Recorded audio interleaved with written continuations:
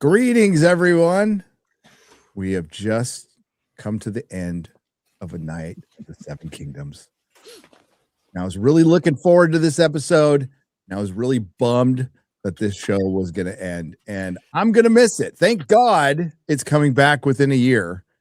But we just finished watching the finale. We saw some of you were watching it while you were in the chat, and up front, Mueller sick. Freaking Mueller. Mueller tapped out. He was like, this show's just shit. That's basically what I've been convinced. Episode 5 was terrible. I'm out. Bye. See ya. Yeah. The chat convinced him. He's like, it's done. It's over. Out. Yeah. That's basically what happened. It does suck. I can't believe that Mueller is sick for the culmination of A Night of the Seven Kingdoms. Short, only 6 weeks of this, unfortunately, but just perfect. Just perfect. I think we've seen with the ratings grow and the attention grow, and feels like Twitter's a transformed place, Gary. I feel like every single morning I wake up and Sir Arlen's holding a can of Monster or something like that. I know. Just telling me to get the fuck up and start my day. I'm loving it, dude. Dude, it's been brilliant watching all the memes, and yeah, Get Up has gotten around, and that's what I posted about this last night. Every fucking streaming show, every prestige show strives for this. They strive for getting more popular as they're going, being positively memed, dissected, broken down, theorized. I mean, this is why they make these shows. And so rarely do we get something like this, right? And high ratings or not, possibly, some of them helped by Prisoner of the Moment, but it's mostly because it's a masterclass in storytelling. It's just a well done show. It's pretty damn simple, and the vast majority of people who watched it liked it. You're never going to get 100%, of course, but this is what we as fans want to see all the time. And it stuck the landing. It was a pretty simple episode. We'll go over it, but I loved it. I can't wait to buy this on 4K Steelbox. I hope the soundtrack comes out on vinyl. Interesting music choices this episode, though. I think the whole season is actually full of interesting choices, period. Yes. Not just when it comes to the music, but when it comes to when they decide to do flashback sequences, a lot of the kind of more irreverent humor that takes place at times, even that undercuts very emotional moments. Whether it's farting, whether it's shitting, whether it's someone dying and coming back to life, a lot of bold decisions. And I think most of them work. I think some of them don't quite, but I think most of them work. For the most part, I've really loved the show so far. Well, I say so far, it's the end of the season, but I really love the show overall. Couple nitpicks here and there, couple things I'm not sure about, but yeah, I really liked it. And, picking up on what Gary was saying before about this is what every show dreams of being. All these, shows that Hollywood has tried to spit out laden with agenda, everything like that, they wished and dreamed that it would get that type of, attachment and people talking about it. And I find interesting that this show, in its fundamental storytelling, harkens back to some very traditional age-old storytelling stuff. It's a dude who goes on a small little, hero's journey thing, and he fights and he does the right thing. Fundamental, it's basic at its core, yet this is what people have loved forever, right? This is such classic traditional storytelling. And, it makes me wonder if Hollywood will wake up and realize, oh, this is what people like. Oh, I remember that. Or they're just going to move past it and say, that's an outlier. We're going to keep trying to do what we're doing and fail dramatically. Because I would love more shows like this. But if we'll get it, no idea. What'd you think, Fringy? Man, this is a really cool show. I'm really happy with it. I got a little bit emotional there at the end. It's really quite wonderful, isn't it? And I think it is an interesting case of kind of straddling the line of being, in many ways, pretty straightforward, pretty conventional, but also kind of surprising you. You're never quite sure what to expect. It feels like it is that good fusion of, a pretty straightforward main character with a very sort of clear and aspirational goal in a very complicated world that makes doing that difficult, but is quite steadfast. And so it's just like a really nice complete package, pretty brief, but very entertaining and cathartic, and emotional. It's a cool show. I like it a lot. I do too. And the reason it is this popular is because it was released weekly, and it was difficult for the people who watched it weekly. Everyone, like people are like, I love it, but it feels like it was just getting going and then it ended. But this is why you do this way. This is why it's always worked. Instead of, even if it's this good, it drops, it gets talked about for 2 weeks, maybe. It's in the cultural zeitgeist for 2 weeks, and that's it. And then it's gone. Doesn't mean it wasn't good, doesn't mean it wasn't popular. But when you have something that's good, it sticks around for a month and a half, and then now you're going to have a bunch of people watching it and binging it. So that'll extend it another week, maybe 2. So we're talking 2 months in the cultural zeitgeist makes all the fucking difference in the world. For one, when the next season comes around, in most shows' cases, it's 2 to 3 years, but in this one, it's going to be 1. You feel like you were with the show longer, right? Instead of a weekend. And it does make a difference.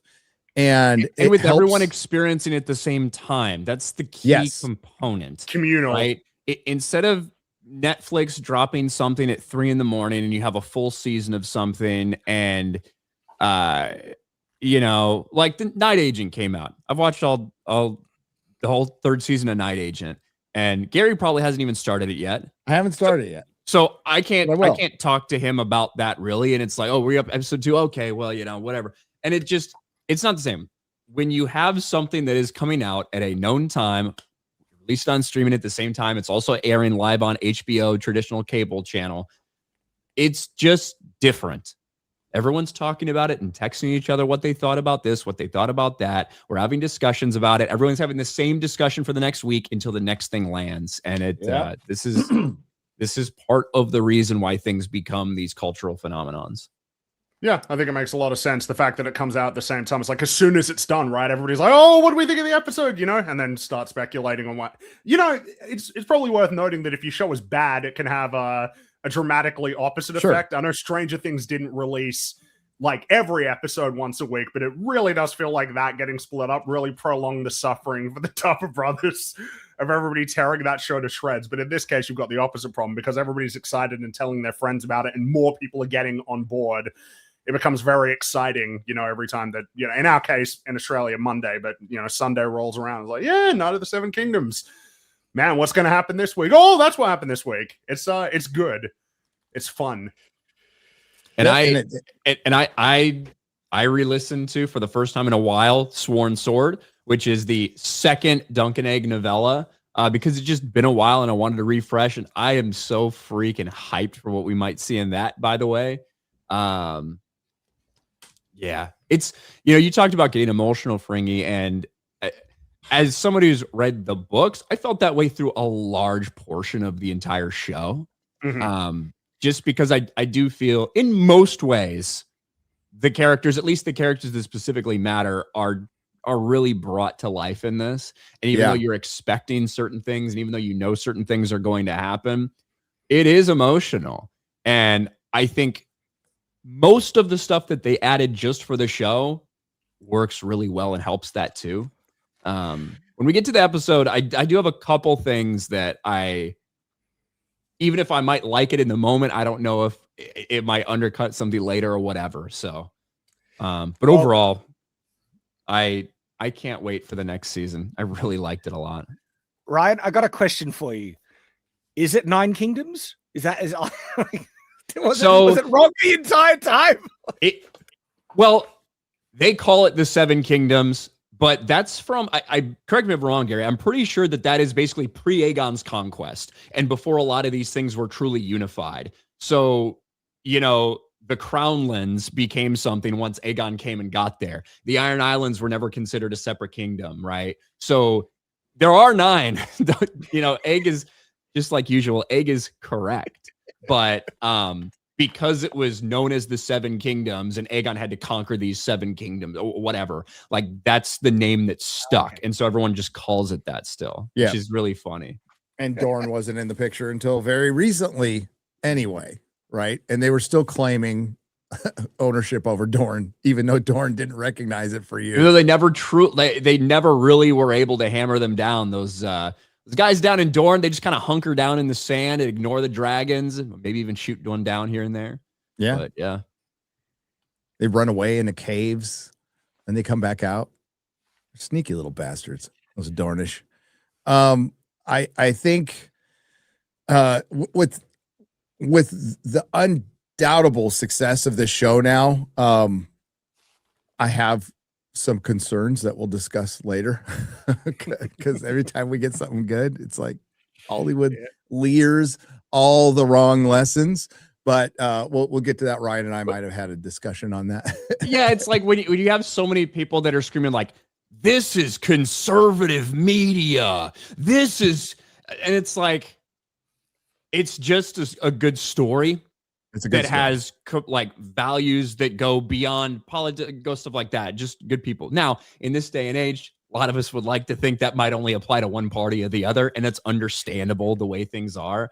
But with so many people screaming about this is a conservative message, this is conservative media, it does make you wonder if all the people in Hollywood see that and are like, well, we can't have those people loving it this much and claiming that it's conservative. Do you know what I mean?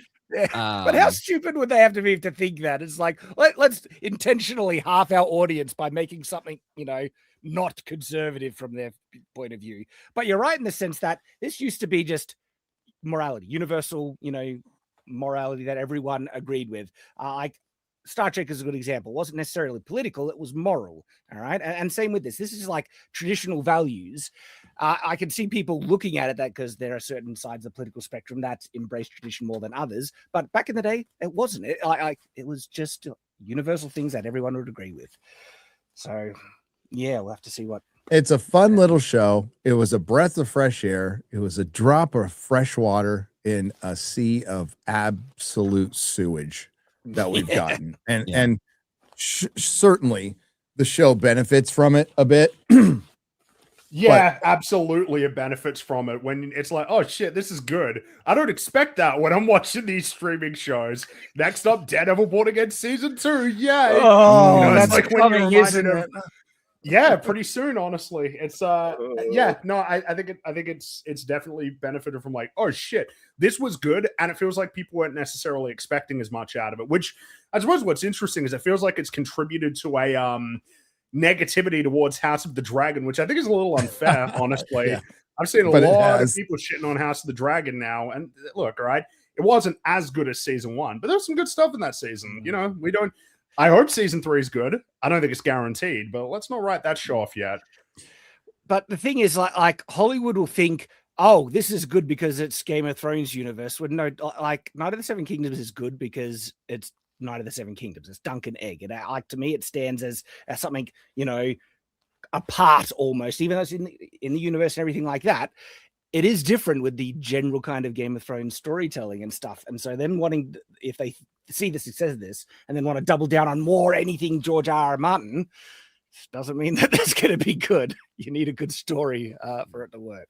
Yeah. And as we said, this is, we've talked about it a lot. I think that this is a relatively easy thing to adapt. I think they did it for the most part incredibly well. But in terms of, hey, you have so much straight from the pages that you can just put on screen. House of the Dragon's not that. It's hyper fucking complex with a million different characters, and there's no dialogue to pull from.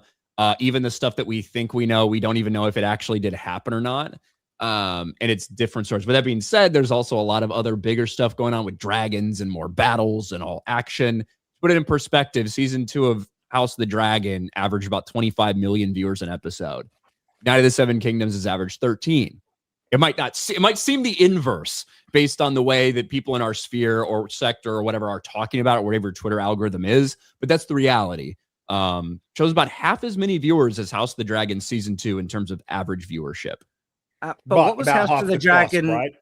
What was House of the Dragon season 1 viewership? Like Season 27 1 million on average, just a Really? touch Was higher that than high? season 2. Yeah. Yes. Oh yeah. Wow. It's pop, but this show costs less to produce, which will work in its favor, with that viewership And sort of comparison.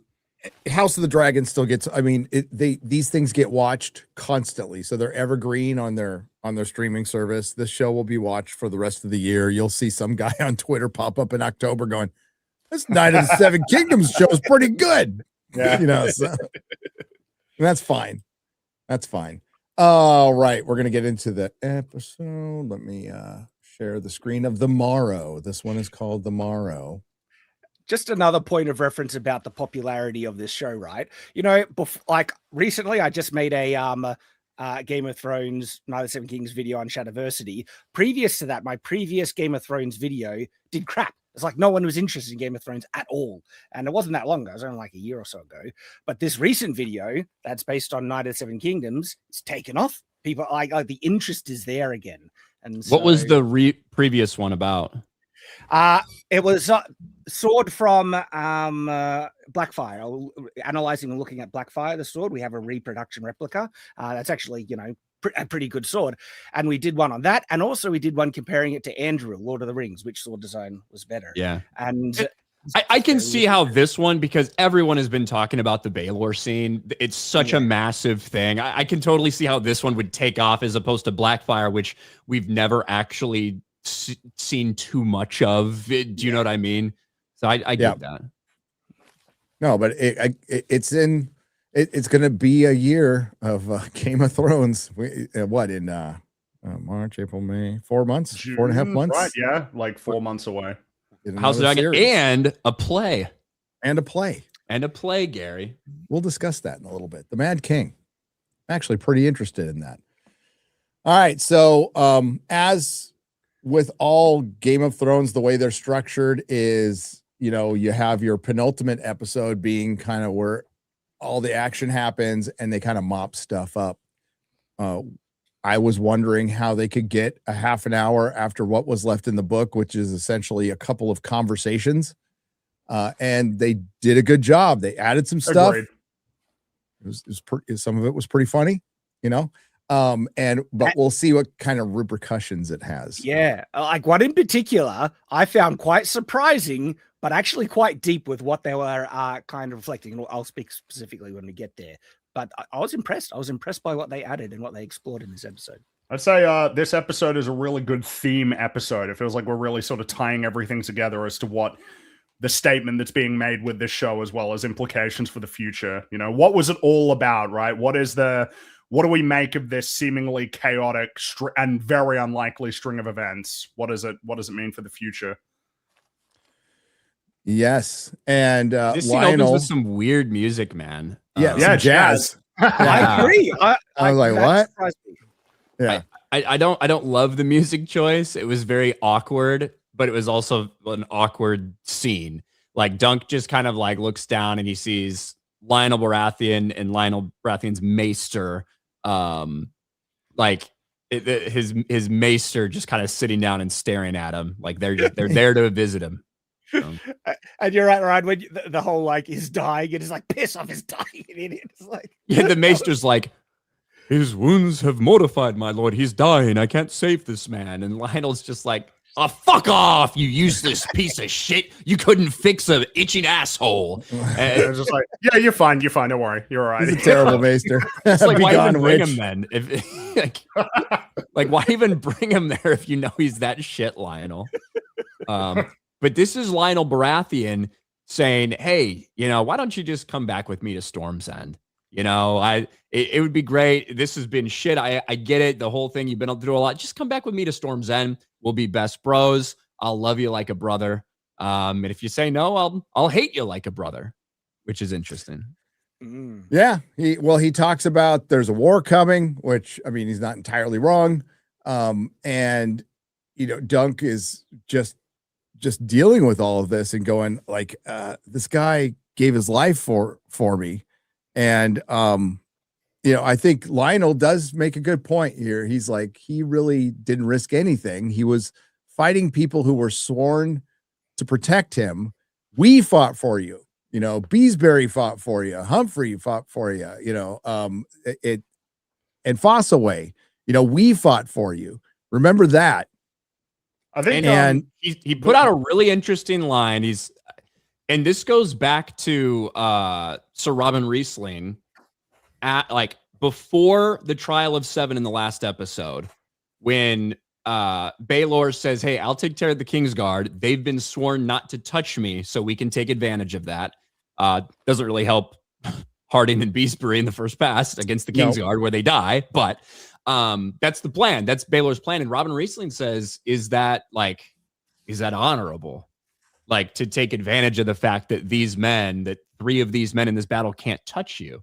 And Baelor says, we'll let the gods decide. We'll let the gods decide. Lionel comes back and says, he didn't risk anything for. Why are you weeping for a dead dragon? He didn't risk anything. We fought for you. Me, Harding, Beesbury, the Apple Boy. We fought for you. Baelor risked nothing. He went out there against men sworn to protect him and defend him. And the gods don't honor a fraud. Mm. That's what he said. Yeah. And that leads to the line from Dunk. Well, then why do they honor me? Implying that he's not a knight. And he says, they're not honoring you. This is mockery. Feels like there are a few lines in this episode that deal with the notion of, fate and what the gods' perception is of, why would they allow all of these things to happen? A very unlikely and strange string of events, which leads to a very peculiar conclusion, It speaks to Lionel's character.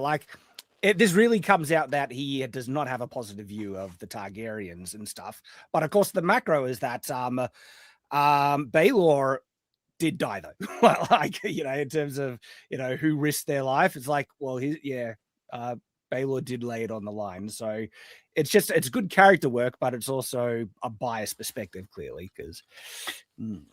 I feel like the scene almost sets you up to not expect such an emotional reaction. The fact that he shows up with a drink and then cuts to him drinking it, and then when he's, when Lionel stands up, he uses Dunk's leg to prop himself up, and it hurts him. It's like, oh yeah, so just all very lighthearted and funny, and kind of what we would expect of this character to then suddenly come out with a fair point that I think would be something that you're not really thinking about, because so much naturally of the focus is directed on Baelor's fate. There's no, it's worth remembering these guys did fight for you, and he's right. Their situation was less advantageous.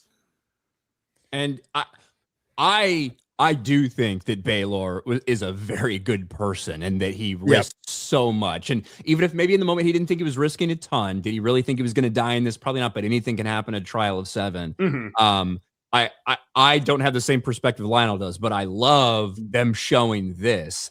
And one of the things we've seen in this is the different people in the realm and their feelings about the Targaryens. Yes. From lords to small folk.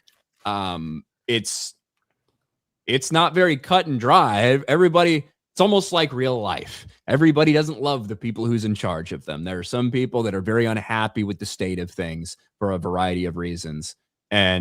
But I did really like him pointing out, him calling Baelor a fraud because of that, especially because of what we heard in the beginning, where the gods will decide, or beginning of the last episode, the gods will decide whether that's honorable or not. Well, yeah, and House of the Dragon, they are in complete power. They're scary to a lot of people, so you're not going to hear a lot of that perspective. In Game of Thrones, they're not in power. So you don't really get to see the small folk or other lords' perspectives that much.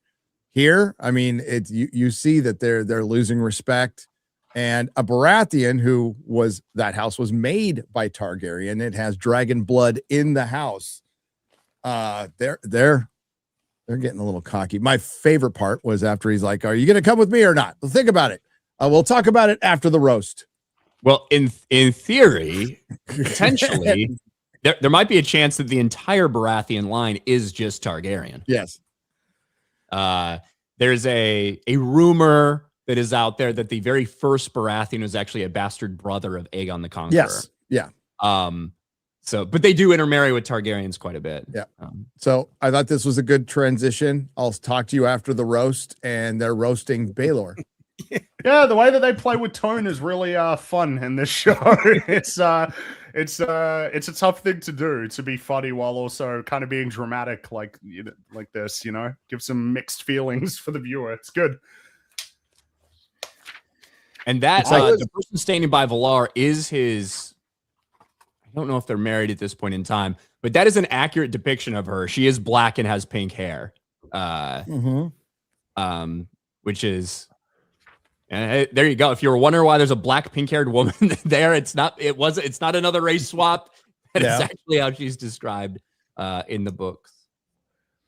Now, I'm trying to remember, in the books, do they have the pyre funeral at the location near where the joust happened? They do it right there. Yeah. Right there. Okay. Yeah. In the book, they just mentioned like people get buried in earth, or sometimes they get buried in the sea. The Targaryens are blood of the dragon. They're given to fire. That's pretty much it. I mean, so much of this stuff happens in a sentence in the book, but it like plays out pretty well here. So yes, we have the funeral of Baelor. They don't stay on it very long. No, and Dunk kind of stayed away from the main part. Yeah, he kept his distance, but then he does approach and he sees Valar. And we finally get a look at the damn streak of white hair. You could just kind of see it in the background of some sequences. I kind of wish that they had shot his scenes with him facing the other way just so you could see this white streak. And that is, Baelor has dark hair. And Valar has dark hair, but with a streak of the Targaryen white. Yes. And I mean, they do this line close to word for word from the book, and I thought they were going to leave the last part out, and they do it in after they cut away. And I'm wondering, did they add that in? Did they? I wonder if they added it in later. I think it works really well. It does. So Valar is sitting there as his father's died, and they don't really make this very clear in the show, but the way the heirs work, the way succession works, it doesn't go down to another one of Baelor's brothers. It's Valar. Valar is now the heir to the Iron Throne. Valar is now the heir officially. And he's sitting there and he's saying, my father died in my armor. There's plenty of sons who have died in their father's armor. How many fathers have died in their sons? Sir Duncan. And Dunk doesn't know. And my father had it in him to be a great king, possibly the best since Aegon the Dragon. Yep. Tell me, why would he die and you live? Nice and scathing, maybe not specifically intentionally, but Jesus Christ. But understandable. Of course. And Dunk says, I've wondered the same thing myself. Then he walks away, and then you get that, because in the book, it's just, he says, be gone. Be gone. And someone says Valar isn't heir, Maekar is. I'm just telling you, maybe they'll do something and ignore some of the other things, but maybe they'll erase a bunch of characters. We've heard they erased some characters already that won't be in it, and maybe that's the case for the show. In the book, Valar is heir. And there is... So,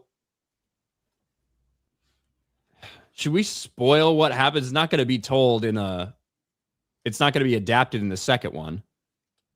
Is it talking about who the next king is? If you're not talking about it because of me, I don't mind. You can talk about it. That's fine. So the way that this plays out is very shortly. I'm going to spoil it because let me preface this with Egg becomes king.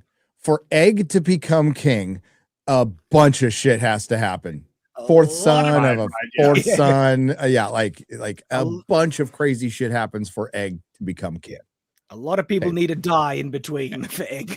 Yes, because there are some characters that we have not seen here. what happens in the actual books, in the actual novels, and you won't see it play out because some time skips between this and the second season, but the spring sickness comes, King Daeron dies, and Valar dies in King's Landing. They die of the Song of Ice and Fire, Koof. Yes, it's basically COVID. It's basically COVID in the spring. And King Aerys, so the brother of Baelor and Maekar, takes over. And so they could change a bunch of things up for this show, and they could erase a bunch of characters, I suppose. But that's what happens. King Aerys the First, who isn't really about war or anything. He just kind of likes his books, kind of likes to hang out, and that allows a gentleman known as Bloodraven to kind of have a lot of power and influence over all the things that are going on in the Seven Kingdoms. And eventually, once King Aerys passes, King Maekar becomes king. And then some things happen or people get passed over for one reason or another, and Egg becomes king. So that's the way it works. Whether they show all of that in this show or need to show all of that in this show, I don't know. But yeah. That's the way it happens. A lot of interesting coincidental things happen to get Bloodraven in power for a long time.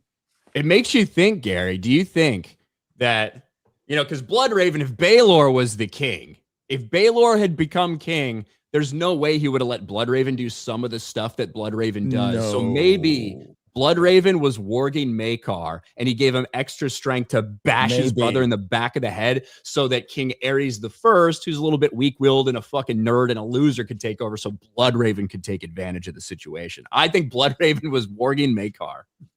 Oh, there is a scene later on where I'm like, it's Bloodraven. I'll tell you what it is, too. It's so dumb that I think it, but it could be. It could be. All right. Can Bloodraven give people more strength when he walks into them? I don't know. No. He doesn't need to, according to your fucking video, Shad. I watched it. Hey, there you go. Well, to kill someone, no. To do the damage we saw, yeah, you would need quite a boost. But yeah. He's got 1,000 eyes in one, Shad. Okay. 1,000 eyes in one. Magic. So after being kind of bummed out by that whole conversation, he walks into town and sees Raymond Fossaway, who's been banished. He's been banished by his cousin because he got his ass kicked in the oh my God, come on, hurry up. He got his ass kicked in the tournament. So now he's going to have to, we're going to get the Green Apple Fossaways. It's a whole new branch of the Fossaways that gets a lordship. And I can't remember if it's castle or keep, but he gets lands and everything. And they're still around by the time of Song of Ice and Fire. Yes, they are. It is a different branch of the Fossaways. And I can't remember. Are Fossaways friends in the Reach? You know what the friends in the Reach are? Yeah. Possible allies to Connington. Yeah. Yeah. Potentially. I think the Fossaways are. And I really like the interactions between Raymond and Dunk. Raymond's like hugging him a little bit too much. Like, all right, that's long enough. Cool. We do get to see he repainted the shield.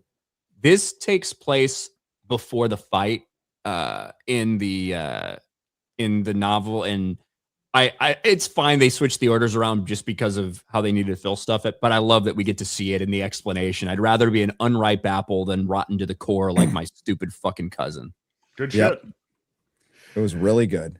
And then he's getting wooed by an opportunistic whore. And so what do you think of this, Gary? I just laughed. I laughed off because apparently he's a complete virgin and doesn't know how birth works or anything.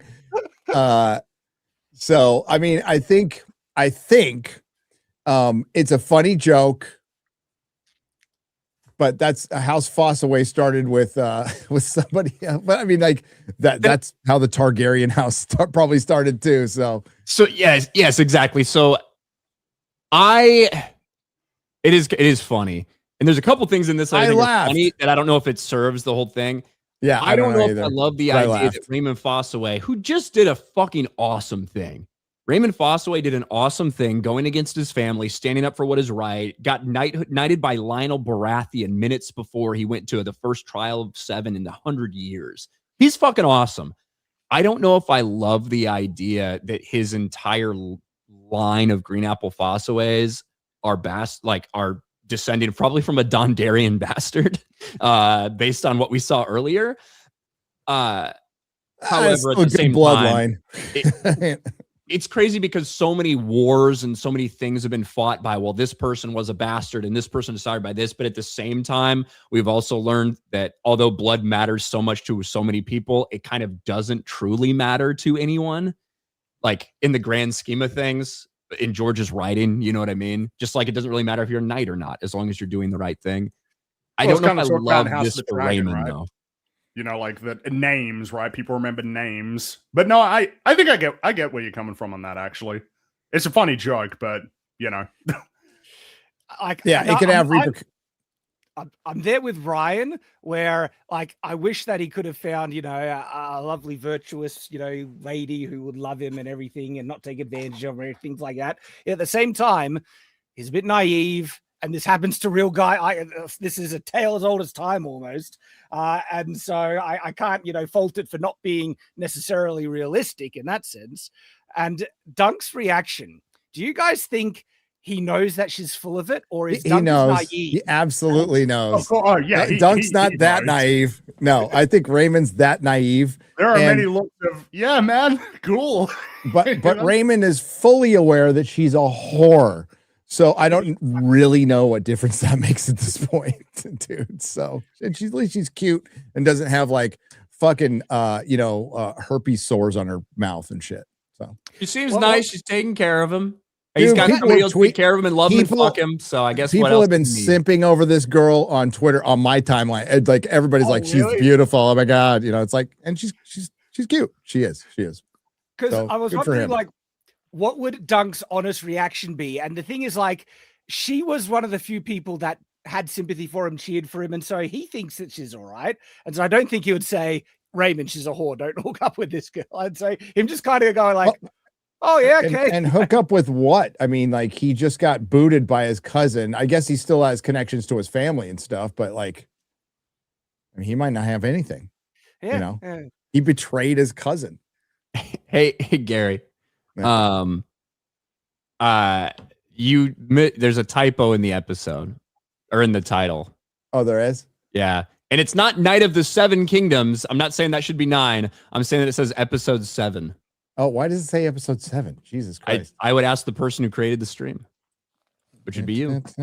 Hey, that would be me. Yeah. There's going to be a secret episode, just like Stranger Things, guys. That's your hint. That's your hint. There you go. Thanks, I don't know. I'm sure people in the chat have been telling us. There's some the keen-eyed viewers, I'm sure, that have immediately known. I probably wouldn't have caught it till tomorrow. So thanks, guys. It's Conformity Gate.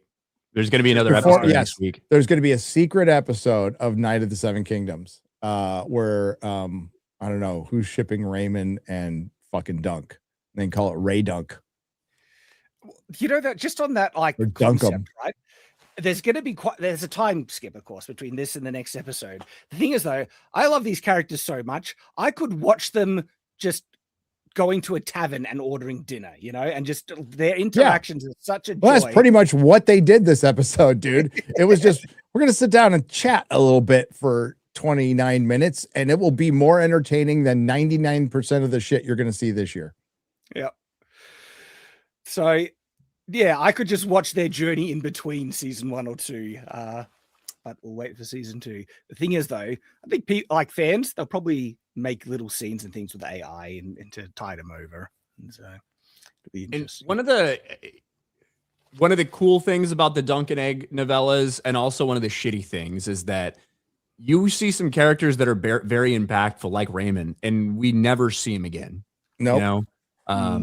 Now, could he pop up in a different Dunk and Egg novella if George ever got around to writing them? Maybe. But you get introduced to these characters who may have small roles but are very impactful, and you'll you might never see them again. Which I guess is how it would be if you're on an entire continent and everyone's just kind of traveling around doing their own that's thing, kind of normal. Everything's not the Mandalorian season 2 where you just run into the most important people in the universe. That movie's coming out this year, Mandalorian and Grogu. Fucking hell. It'll be unfortunate, I guess, not to see some of these faces, but yeah, it's almost like it's part of the experience, isn't it? You know, these characters will come and go, but we got our two sort of fixtures. I do also like, and this goes for Lionel, this goes for Raymond, this goes for Makar. Anybody who fought that They're all injured. They are all hobbled. They're all fucked up. Yep. They went through a hell, armor, whatever. Like they are bruised and battered and banged up and hurting. And I do enjoy that. I like that realism. That was a little detail that worked. Makar has a cane. Darren's ears fucked up, and his eyes all red. And yeah, like it's the little details that matter in these things. So he gets called to Prince Makar, and Raymond's like, he's been through enough. Leave him alone. He's like, no, it's okay. And we get this. This is one of the big conversations from the end of the book. And again, after Baelor dies, it is over. It is pretty much over. Like 5 or 7 pages after Baelor dies in a novella. Nothing.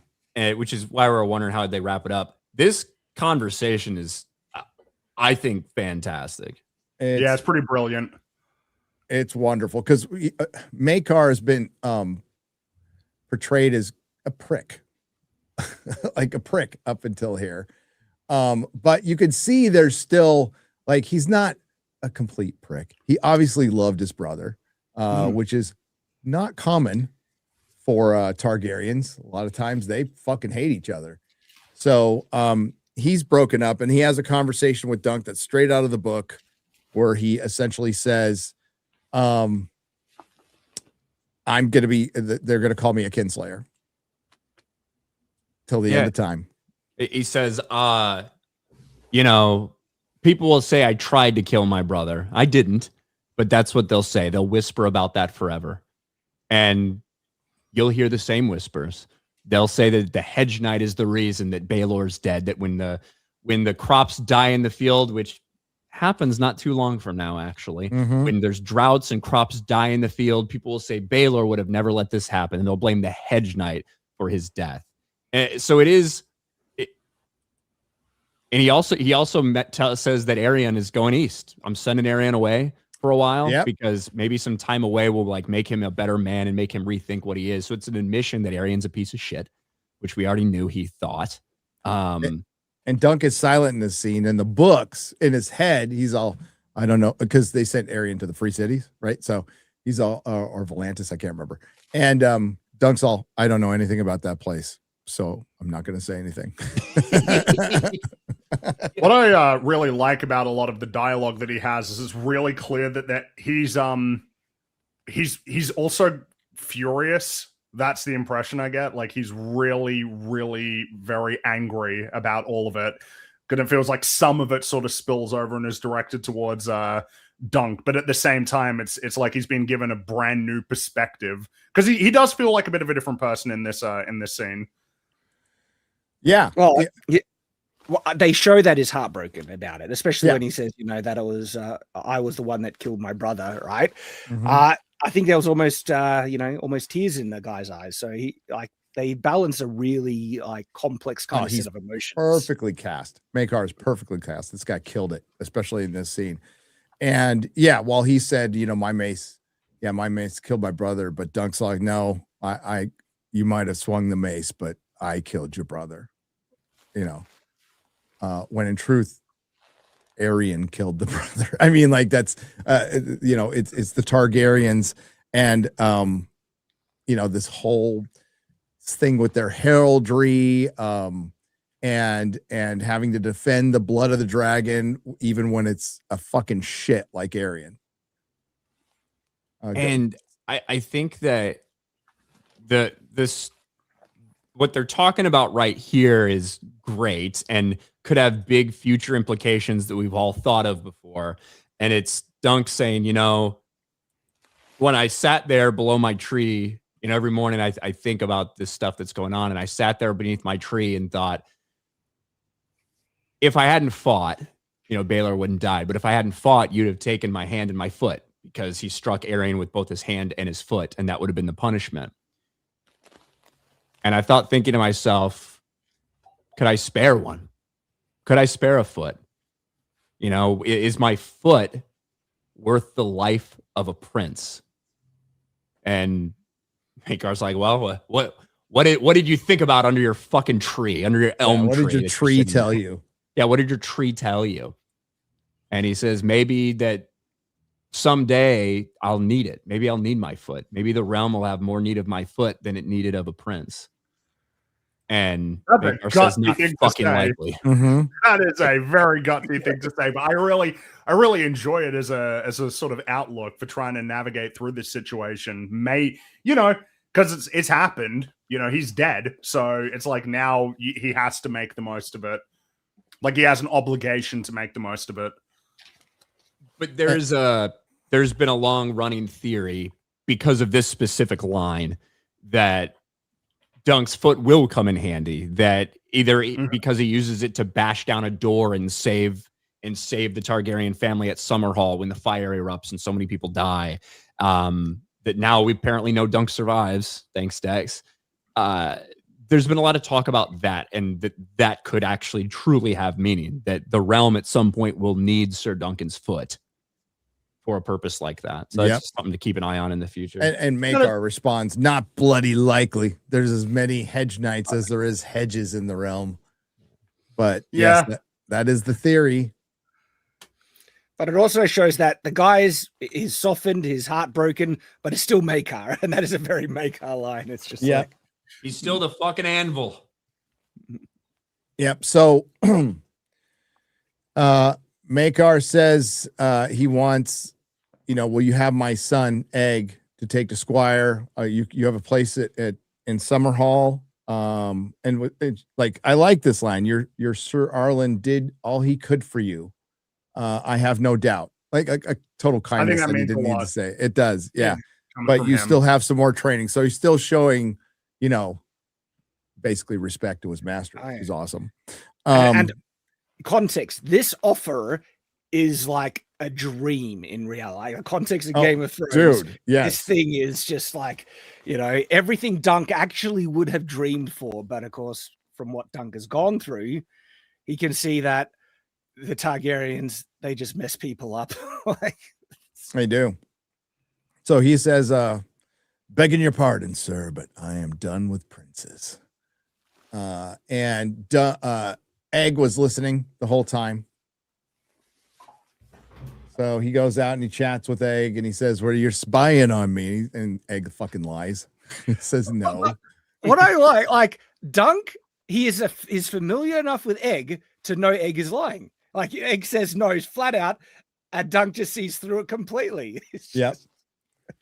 He just says, sorry, and I can't do it. And Egg's like, well, then I guess you're not the knight I thought you were. Then we get a little flashback scene with Sir Arlen talking about the nailing a penny on a tree, and if you go back to get that penny back, if you go back to town, and you can't help but think of Penny Tree, Ryan, in the Riverlands. The town where when Jamie is trying to deal with the Brackens and the Blackwoods, and he's in this town. The entire town is hiding behind in a keep in a wall. They're just waiting for him to fucking leave. And they're like, should we attack him? And he's like, why? We're just going to sleep here. And he's like, don't steal anything, and that, which is pretty funny. But they get the whole story of the Penny Tree in that it's Feast for Crows. So he tells the story about nailing, talking about a tree. There's so many pennies on it, it's hard to find a space for it. You're supposed to go back and get it back. He asked Dunk, have you heard the story before? And he's all, yes, I've heard it many times from you. And in the middle of the story, looks like he dies. Well, before he, yes, dies.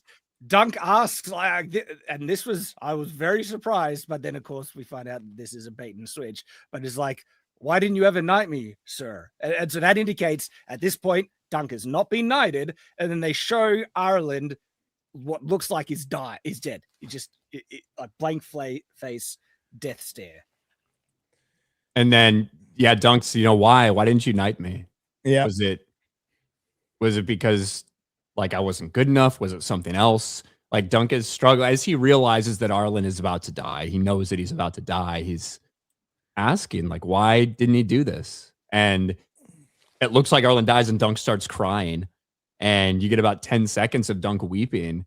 And then Ireland, and that's why they call it the penny tree. A true knight always finishes his story. Wipes away the tears and looks normal again. Like, yeah, no, yes, all right. A great story.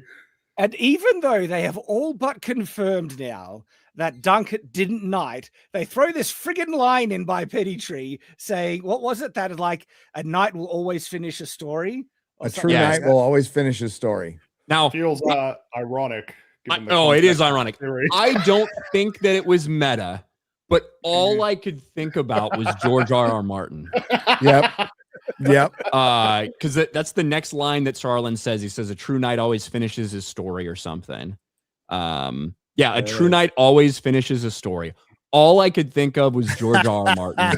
And I don't think that's what it's about.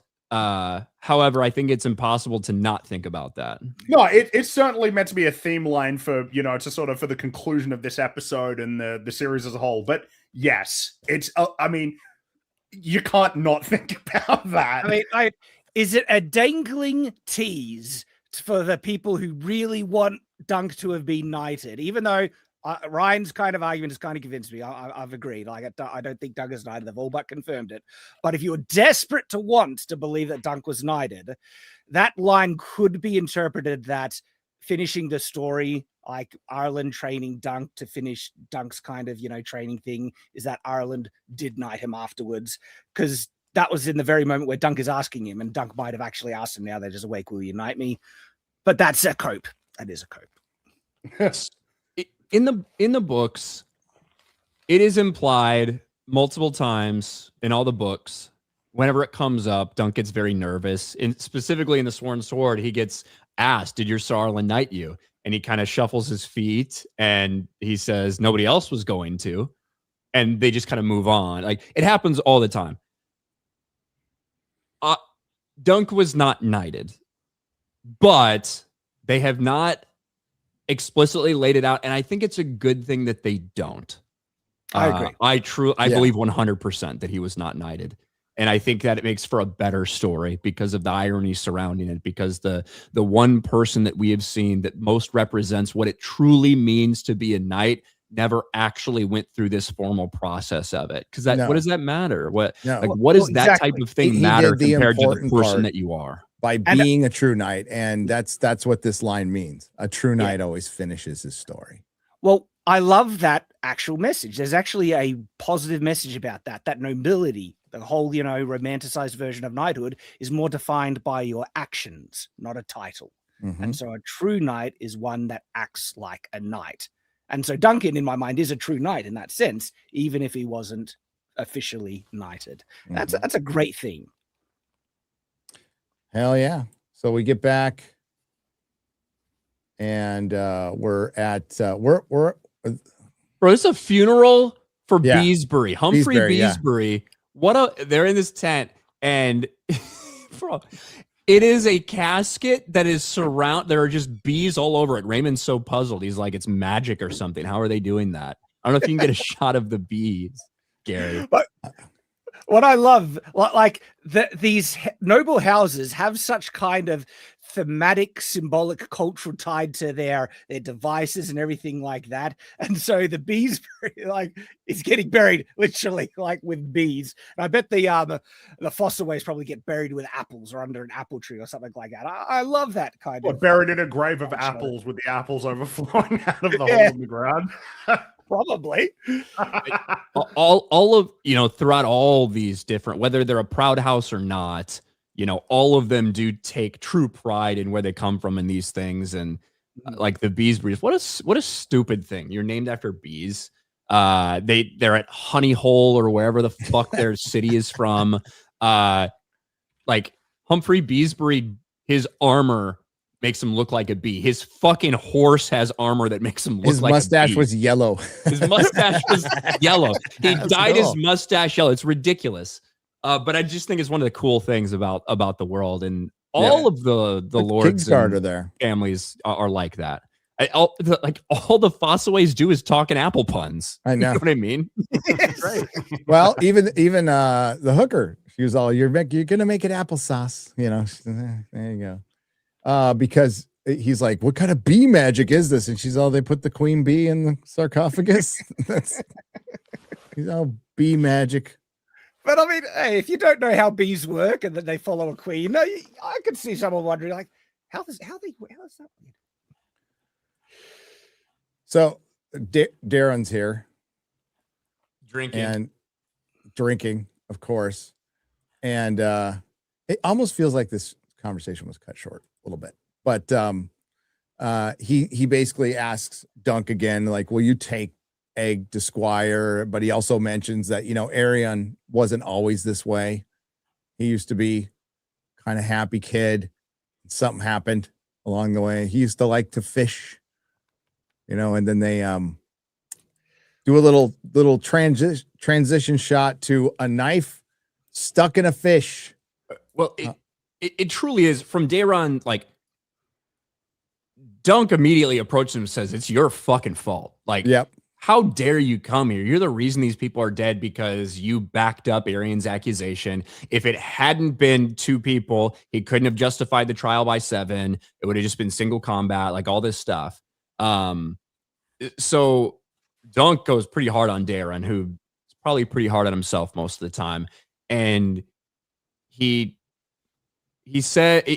talks about, you know, Targaryen madness. Sometimes I wonder if it's actually born into our blood, or if it's, you know, if it's just something that happens over time because of our upbringing. It's basically what he's talking about. He's talking about because of the things we're surrounded by. Is that why we go mad? And he says that, you know, I heard you weren't going to take Egg as a squire. And he says he wasn't always a monster, you know. And Dunk immediately defends Egg, just like he does all the time, whether it's with his father, whether it's with Baelor, whether it's with Darren. He defends Egg. He's a good lad. What are you talking about? He says, I wasn't talking about Egg. Arion used to be a good boy, used to be a sweet boy. He used to like, you know, he used to laugh. He used to go around and fish. He used to love all these things, implying that if Egg is left in the same situation, he's going to turn out like Arion. That's what Darren is trying to tell Dunk, to basically guilt trip him into removing Egg from the situation. But I thought it was a great scene. Great, and like everything that then follows, especially this next scene, has just brilliant kind of symmetry with that. And his line where he says Aaron liked to fish. There's literally a line from Egg in previous episode when Dunk asked him how he knew about the crabbing fleets.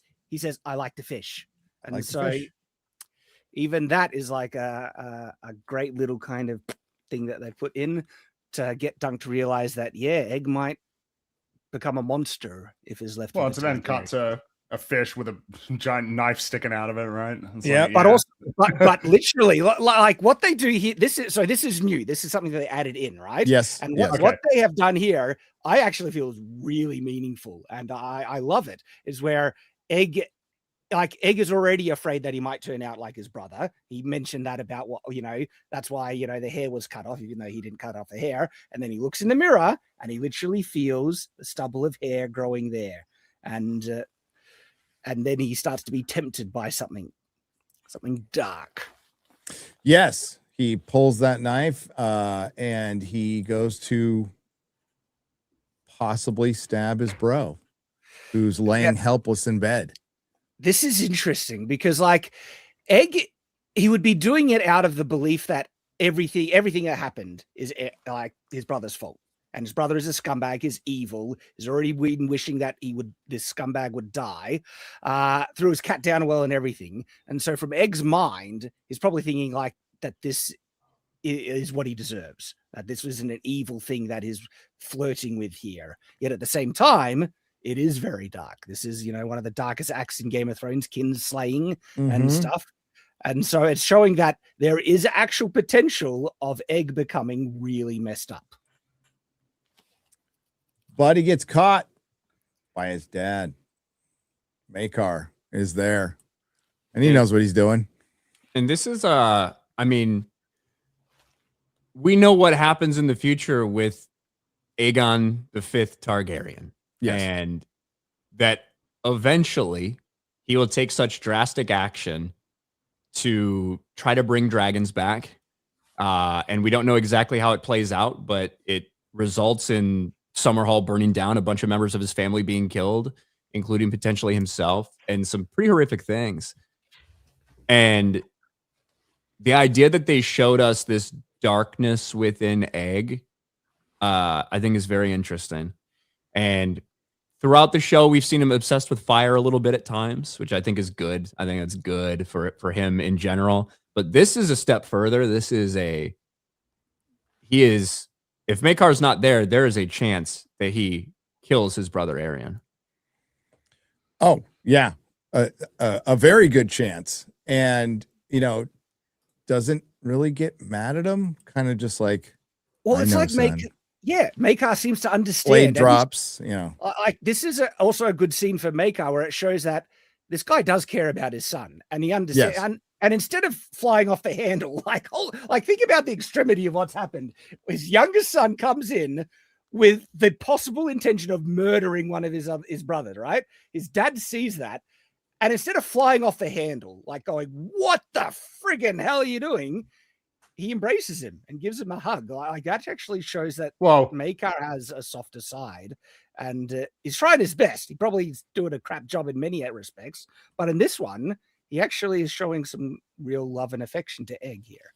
As we're going to find out shortly, this is basically the only son that he hasn't written off. This is the one that he actually has hope will, you know, become a good person. He's written off the other two. So it explains that. And also excellent performance here. Freaking amazing acting. Yep. Like, holy crap. Phenomenal. A brilliant, brilliant scene. So by the way, her name day was completely fucked up. It was. This is all. I love this. I love this. Yeah. This whole thing, this whole tournament was for her 13th birthday. And the only thing she really said to Dunk was, "You're stupid." You know, she's like, the boys are missing. People who started wars for less than you're big, dumb, and stupid. She runs up and says, "It's a rotten thing what they did to you. And I don't think you ruined my birthday," you know, and then walks away. I think it's interesting because, yes, the tourney at Ashford Meadow was all for Gwen Ashford. I believe that's the name. She didn't even have a name in the book. No, they gave her a name for the show. Yeah, Gwen Ashford. It's interesting because this is for her, but nobody gives a fuck about her. No one cares. They're there to show off. They're there to be knights. The Targaryens are there for political capital. Everyone's hobnobbing, all this stuff. Nobody really gives a fuck about her, you know? So it is interesting. They gave her just a touch more to do, but kind of to even go further to confirm that no one gives a fuck about her, really. You know, like this is all just such a show for the Lord to show off and like host people here and meet people and pretend he's important, even though no one gives a fuck about Lord Ashford. I think it's a nice little add-on. Yep. Talk about this part, Ryan. I'll be right back. Yeah. So Dunk comes back after his conversation with Daron and requests an audience with Makar. And Makar is basically, you know, make it quick. I want to get the fuck out of here. And, you know, Dunk says that I want to take on Egg as my squire, but I don't want to do it at Summerhall. I don't want him surrounded. What he really wants is for Egg not to grow up in the same situation as Daron and Aerion. It's what he really wants. But he's go ahead. I was just thinking about I get so many of these scenes in this episode make me love the characters even more, and I love the characters already heaps. But think about Dunk really cares about Egg, really cares about him, and he is genuinely afraid that what what if Egg does turn out like Arian? And so he's doing this not for himself, but literally because he loves Egg and wants to help out the poor boy. It's touching. I like that he leads with the more positive thing of, we'll get to see the world and sort of get a holistic understanding of, the way that people live. And then with more pushback, it essentially becomes clear, like, yeah, I kind of want to remove him from this environment that I think is not going to yield good results. Yeah, and he says, I want to take him and do how I was raised, right, under the hedges. And Makar's like, you want a prince, like he's a prince, and you want him eating hard salt beef and things like that. And he specifically brings up his other children, and it's a bold thing for Dunk to do, to bring up Darren, to bring up how Arian, you bring out hard salt beef. Arian probably has only ever had like freshly slaughtered beef that's still kind of raw and bloody, and essentially saying that I don't think that Egg will be raised. Like, I think he needs to be raised differently than your other children. That is a great one. That's a tough thing to say to somebody like Makar. That is insolent. But it's also like Dunk. Dunk is not an idiot. He actually, like, what is implied there is very subtle, but it does imply something quite, stark. Like, your other sons have been raised as princes with all the finest food, and is basically implying, how did they turn out? But it's what he says at the end is what really matters. He's like, he's my last son. Yeah, and it's so heartfelt when he says that, and it's like, because Dunk's making good arguments, but he's my last son, which is an admission. Now, he is the youngest son, but he's the last son. It's the last chance that Makar has to make somebody who, in his mind, is worthy of being a Targaryen and carrying on his heritage and everything. Because all the other ones, it's not going to do it. Because we've got the two that are here. We've got Darren and Arian. Not good for various reasons. Maester Aemond. I don't believe, is he actually a Maester right now? I don't believe he's off to the Citadel to become a Maester. Right. So I think he's in training as we speak. Which I don't think we got a name drop of Maester Aemond in this, but I think that's he just said one. My brother was the third brother. My brother's at the Citadel. Yes. So when Raymond was talking about him, he mentions the third is just doing useless or something like that. Yeah. Which I was wondering if we'd get a little more of that. I wondered if we would get like an actual name, or maybe on the travel out, if he could be like, we could go to the Citadel, sir. My brother Aemond is there, training to become a maester. I thought maybe we get something a little like town. That. Yeah. I think there's potential with flashbacks. I think it's pretty clear they'll be using them a lot in the future. Let's hope they use as much as they. Oh boy, what's the word I'm looking for? Show restraint, tactfulness. Yeah, tactfulness and restraint with that, because you can go nuts with flashbacks. In the second book, I kind of hope they do go all out with flashbacks. You mean Blackfire Rebellion flashbacks? Yes. Fuck yeah. So both for Dunk and Egg's story. So Sworn Sword takes place a little over a year after the events of this. And a lot of the book is Dunk remembering things that happened in the past year. Very simple things like, something that happens in Dorne, or a casual mention that Dunk's brother Aemond measured him to be 1 inch short of 7 feet tall. So Dunk is actually 6'11" in the books. So little things like that they could show, but there's a lot of discussion about the Blackfire Rebellion. It is a very important part of the second book. And if there's room for flashbacks of the Blackfire Rebellion, it could be fucking awesome. Mm-hmm. It could be. Well, they show it in the graphic novel. They literally showed the Blackfire Rebellion in the last battle, and so I think they will. Well, he's my last son. So Dunk thinks he's just going to be off alone, right? And then we get a return of Sweet Tooth. Yeah. Never been so Sweet happy. Foot. To see Sweetfoot. Sorry. Why did I say Sweet Sweet Tooth. Tooth? Sweet Tooth. Something completely different. Sweetfoot. And I've never been so happy to see a horse. And Raymond bought him back to bring him to Dunk, but Dunk's like, he's not mine no more. Raymond again. What just a chat. What a legend. Yep. Like true friend, this guy. Feeds him an apple. And it sounds like Dunk basically goes like, Raymond's he tells Raymond that he's not going to be going with Lionel Baratheon. And Raymond's like, I'll just go back and make some cider. Go in to make cider in a medieval town, and especially if you've got the money to do it. Kind of sounds like a good life, to be honest with you. Yeah. Mm-hmm. So Dunk gives Sweetfoot to Raymond here. yes, he does. Yeah, which is pretty cool. It's a good gesture, given, as was pointed out, Raymond has been really awesome to him. So it's cool that he, Well, and that had to gets a little happen horsey. because you guys are going to meet Maester. Maester the donkey. mule. Maester the mule. Yeah. Maester the mule.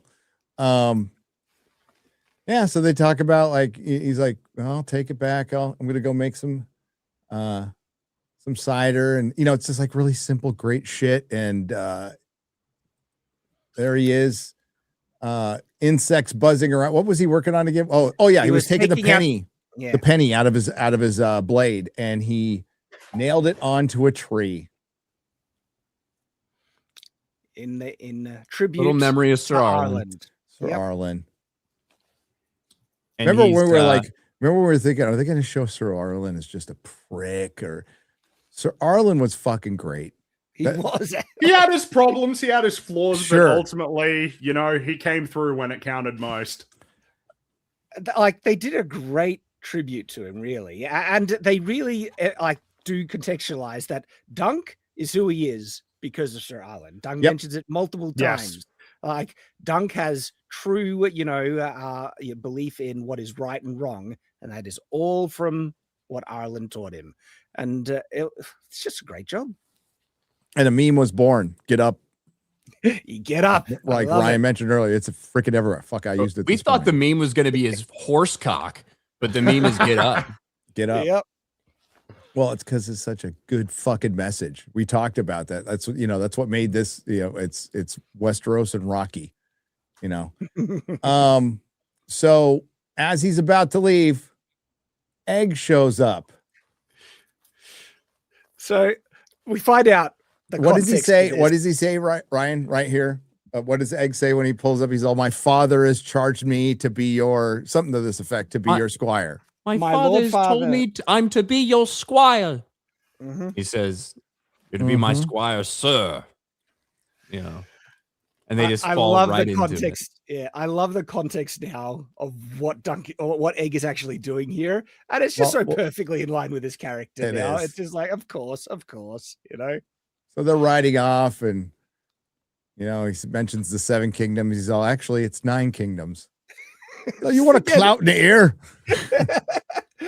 Another like these interactions, I love. It's just perfect characterization where Egg is educated and Dunk is, like going along his assumptions, but Egg proves himself right, and Dunk is just like, son of a real.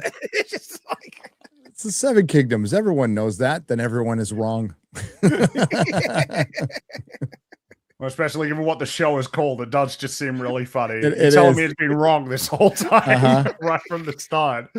Yeah. And the exact line is, my Lord Father says I am to serve you. Okay. Which, how much context do we have for that? Don't know. I What'd you love think of this scene. What'd you think of this? Yeah. Okay. This is it. This is the part that got me a bit That emotional. was really cool.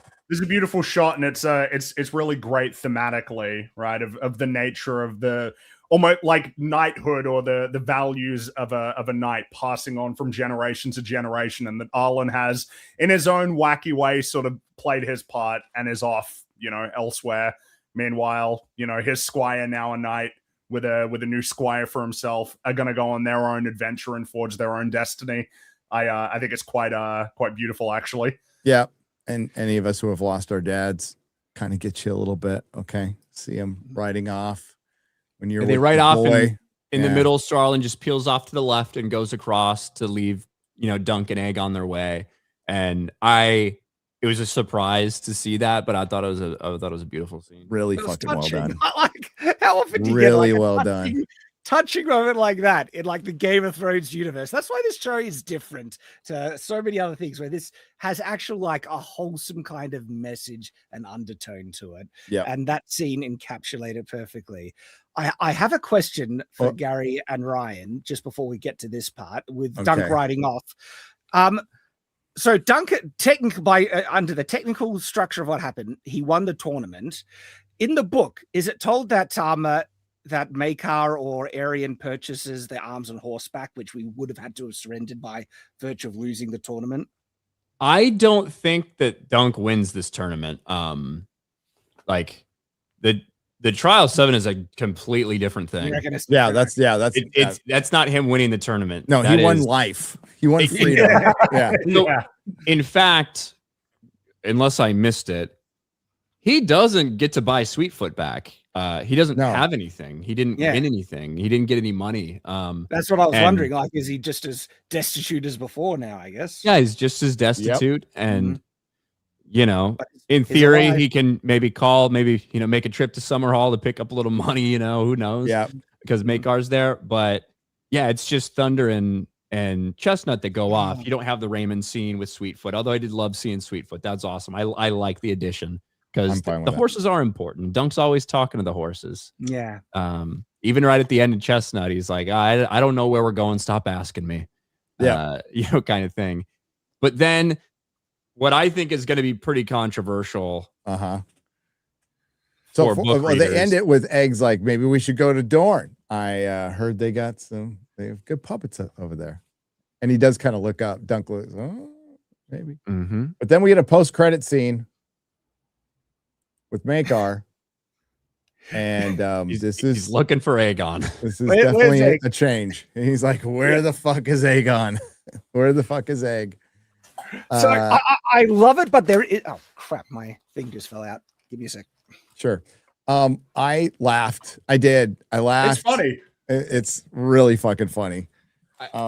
It changes the context for now. I mean, eventually he's going to have to be okay with it, or it's going to cause a lot of problems. Well, not only that's part of the plot point of the next story. Egg's boot. All right. Egg carries something with him that seems to indicate that Maekar is aware of what's going on and that they have a something, a contingency that they have it, ready because of who Egg is. If spoiler for season 2, Shad, right there. Shad just. I'm not saying what it is. No, the boot comes up at the beginning of the show of the next story. That Egg has a boot, and that's something. They don't tell you what the boot is. Yeah. Yeah, I'm not saying what the boot is, but it is related to Maekar though, and who Egg is and what he's doing, and so yes, this is a huge. This is a big change, and it ends by, him. Has anyone seen Aegon? Have not seen him, my prince. Where the fuck is he? And that's the last line. That is the last line of the show, which is funny. It is really funny. However, it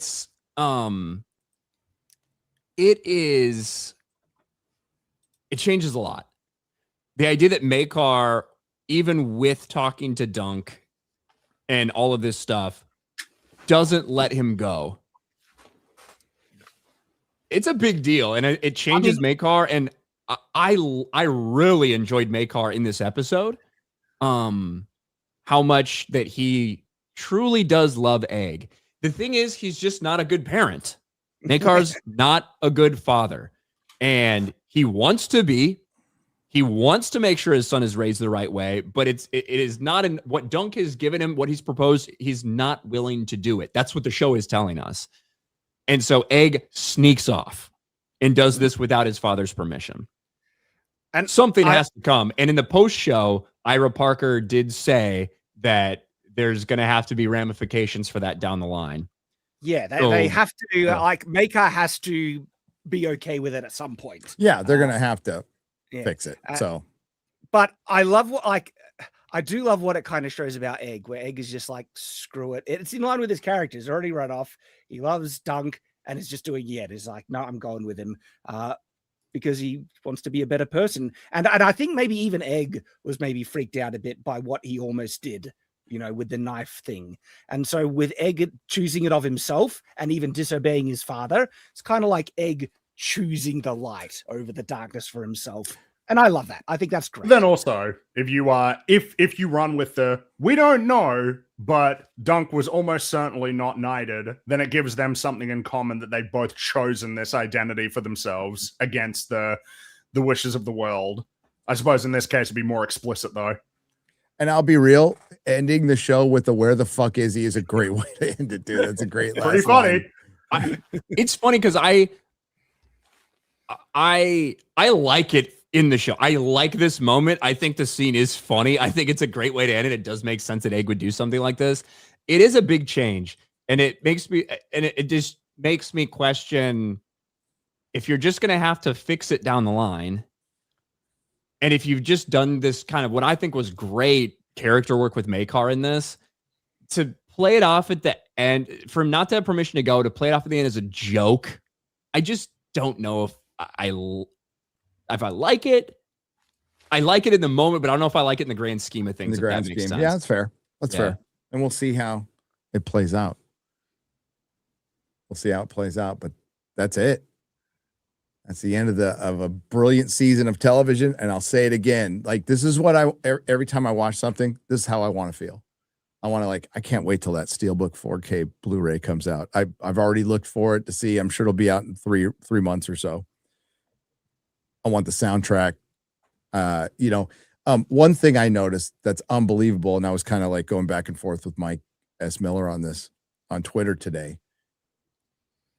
None of the fucking graphic novels are in print right now. How is that even possible? What kind of fucking retards are in charge to where you don't do a reprint of the Hedge Knight with the photo of Dunk and Egg from the show on the cover, maybe some behind the scenes HBO shit on the back, and the book is flying off the shelf? And Mike would happily do a new collector cover based off of the TV show interpretation for it. They could have easily, but is it tied up with some type of rights issue? It must be tied up with publishing things and George. That would be my guess, because it's unfucking believable that you have to go and eBay. I mean, I had them all anyway, right? But there's certain issues of the Hedge Knight #1, mostly CG, that are going for a lot of money right now. And a comic store probably wants to sell something outside of fucking Batman, and they could by having a whole wall of these and sell it. Because I tell you, when Sin City came out, and that wasn't like $1 billion movie, I couldn't keep Sin City in stock, dude. When Watchmen came out, couldn't keep it in stock. When Scott Pilgrim came out, couldn't keep it in stock. So these things do energize readers, and bookstores could use this shit. It's fucking stupid. So it's unbelievable. And yeah, and good luck buying, if you want to get the individual comics of the Hedge Knight, good luck figuring that out, because 1 through 3 were published by Image and 4 through 6 were published by Devil's Due. And then there's a graphic novel that's published by Marvel, and then there's one that's by Jet something or other I never fucking heard of. So yeah, the publishing history is wacky with it. But get the graphic novel if you can. And I bet you a bunch of people are picking up Sworn Sword or buying it. The third one. I don't have the third one, and so it's in hardcover form. I'll have to look it up. It's going for $125 I know, right now on eBay. Yeah, on eBay. Yeah. But yeah, that's it. It was fucking fantastic. Quiet little episode, not unlike the first episode, I think. And I think people will be talking about it all year. And as Fringy brought up earlier, I think it's brought up an interesting discussion with House of the Dragon. And yeah, inevitably. Yeah. I just for me at the moment, this is better than House of the Dragon. And I like House of the Dragon, but this is better. I I find the comparison hard because they have very different aspirations. This is a much smaller scope story that's executed very well, whereas House of the Dragon is higher variables and makes some mistakes because of it. You know, episode 9 of season 1 was pretty dire, whereas this one, we have no bad episodes. We only have great episodes. Yep. Let's get to the people, shall we, guys? While I still have gas left in the tank. I'm tired, man. Green for $9.99. Gary, would love for you to do a members watch along for the upcoming House of the Dragon season premiere. Perhaps do watch alongs for all future premiere and final episodes of House of the Dragon and Night of the Seven Kingdoms for members. Yes. The only reason I really didn't is because I watch it with Mahler, who can't see it where he is, but we can't show it. But I could find a way for us to watch it where we're not showing it to you, and that's fine. So I don't get in trouble. But that's a great idea. Let's do it. In the meantime, you're just going to get Starfleet Academy watch parties. Sorry. Sorry. Just watch me. No wonder they're begging for it. Jesus. Yeah. Well, we're going to do Mobland for sure. Like 100% for sure. And we'll do at least the first couple episodes of Clarkson's Farm season 5, which is coming out in a couple months. Really? Yes. May, early May. What is coming out in March is Daredevil coming out in March? Yeah. Oh, okay. Unfortunately. I was like, besides One Piece is coming out. Oh, yes. That's a lot closer, though, isn't it? Like 3 weeks. 3 weeks. 3 weeks, yeah. Is there an afterlife in Game of Thrones?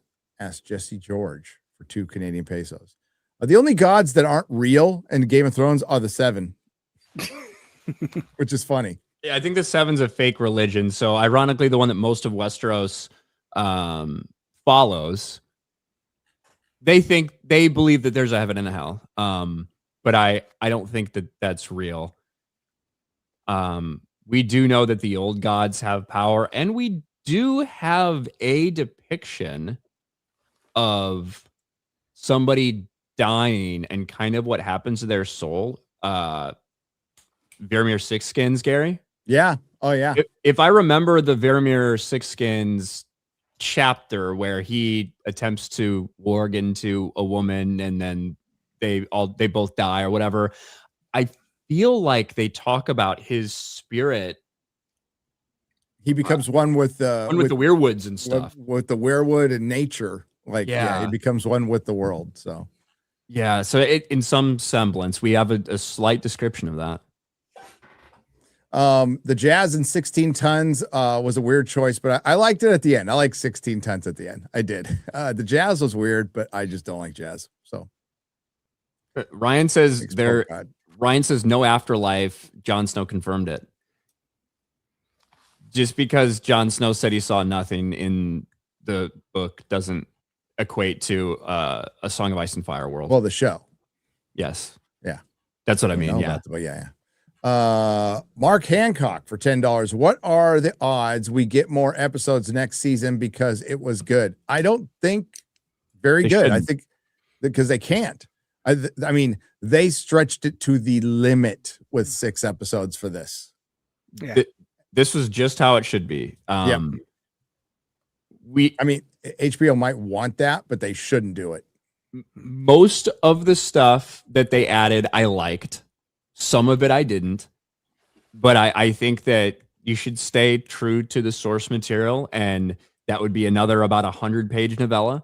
And I think that a 6-episode season with 30 to 40-minute episodes, I think this worked really well. I think they're very happy with the result, and I think they should stick to it. Roundira the Cruel for $4.99. Beautiful episode. Makar actor was a standout. Absolutely. MVP of this episode. R.I.P. Sir Arlen the Long.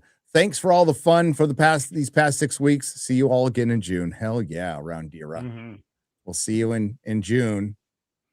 I almost spoiled something. Sorry. Brian Townsend for $5. Easy to see that Big Bobby B takes after his grandfather. The only good dragon is a dead dragon. Also, is Sir Raymond the silent MVP of the show? Maybe. It's close. Is he like awesome. The Samwise Gamgee, the Ronald Weasley of the show? I would say yes. When he had that awesome, like, when Ariane's on top of Dunk, he comes by and knocks his ass off right before he gets lit the fuck up by his cousin. Yeah. Like that is a funny sequence. I know everyone was complaining that we didn't get to see so much of the other fighters. The little bit of stuff we did see, I thought was great. Because there's Ariane's on top of Dunk and Raymond comes by, fucking smacks his ass, and he like gets flung off. And as Raymond is like looking back, he's like looking back over on his horse to see what he had just done. He gets lit the fuck up. He does. Boss away. It's the shit knocked out of him. Yeah. Nathan Not just Cassidy. knock off.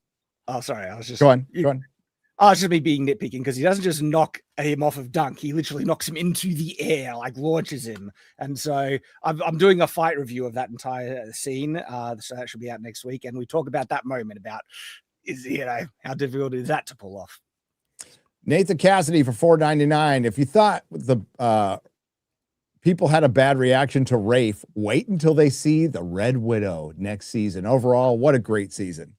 Yeah, that'll be interesting. I don't consider like she is a woman in power, but I don't see her as a girl boss because she has a stature thing going on.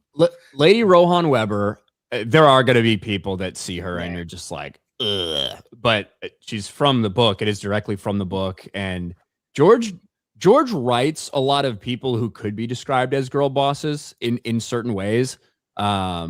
I don't think they fit the full girl boss definition necessarily because they do certainly have flaws, but like Arya, Brienne, like there are female archetypes in George's writing that stand out like that. I mean, it just is something it's been since he started writing. So Sworn Sword has such a good ending. Oh, I'm not even going to tell you what it is, but it's got such a good ending. You might feel different at the end. I'm just going to say that one. Okay. What's your favorite Dunk and Egg story, Ryan? It has been a very long time since I read the last two, but I just reread Sworn Sword. It'd be tough to not say Hedge Knight just because it's so good. Sworn Sword is fucking awesome, though. Like, I'd forgotten how good it is and how much Blackfire and Bloodraven shit is in there. There's so much like lore in it. There's so much lore, so it kind of so makes much me world love it. building. Septon is fucking hilarious, dude.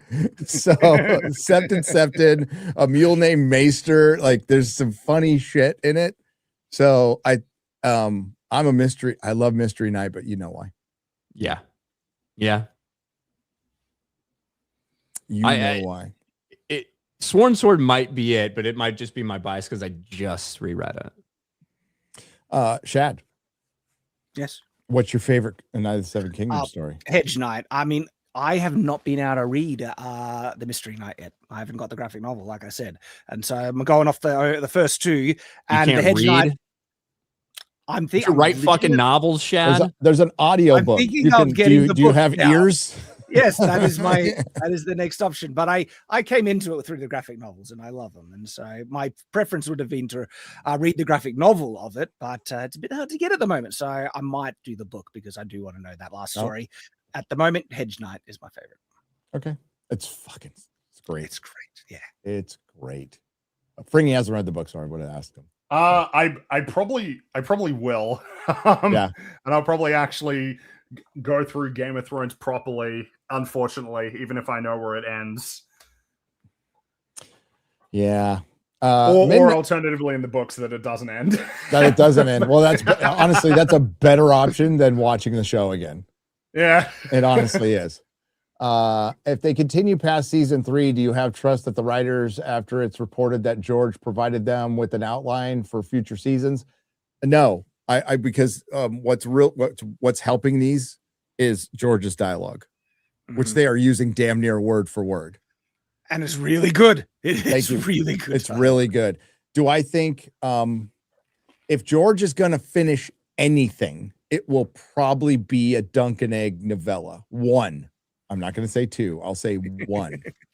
And the thing he finishes after that, maybe these percentages are like 4%, right? Out of 100 is Blood and Fire, which is a sequel to Fire and Blood. There is 0% chance he wins a winner. 0.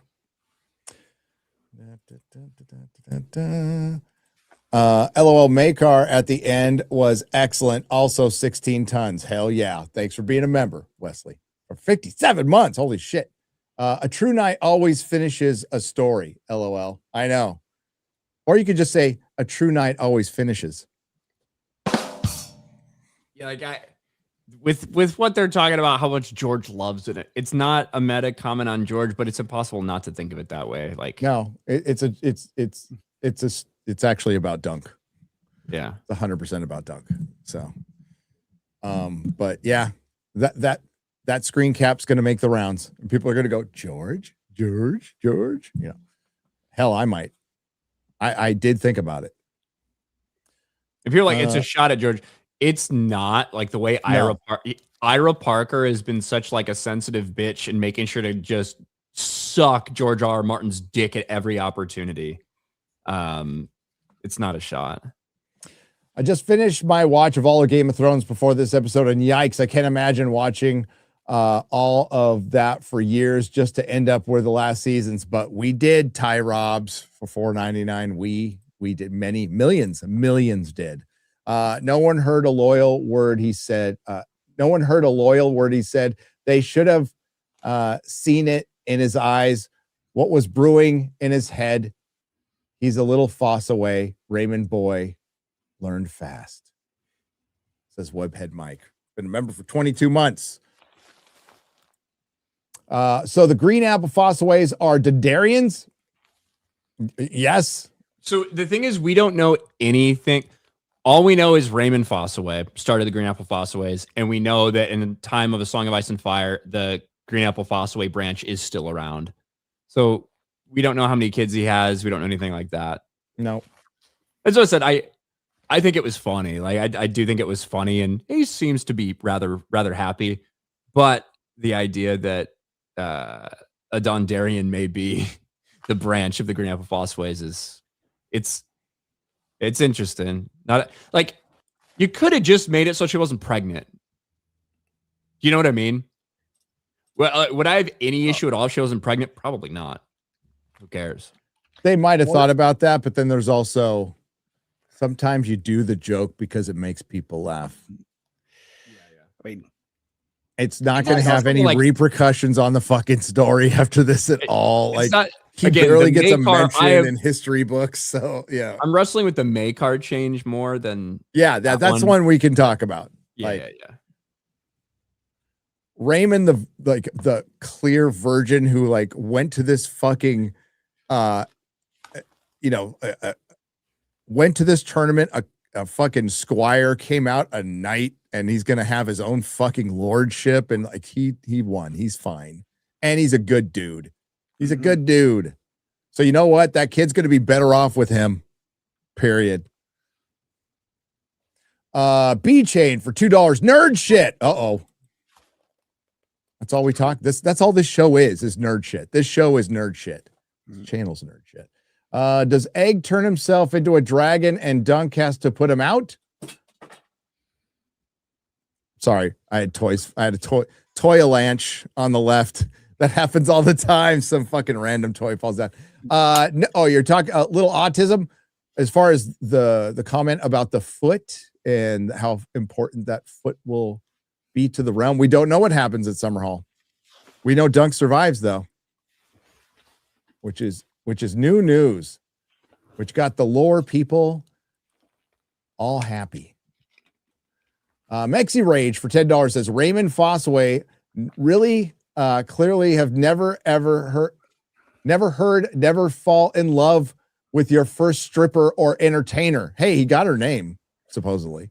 I'm going to miss looking forward to a new episode and catching the streams and discussions. I'm going to miss him too, Mexi Rage. Hail, brother. Thank you.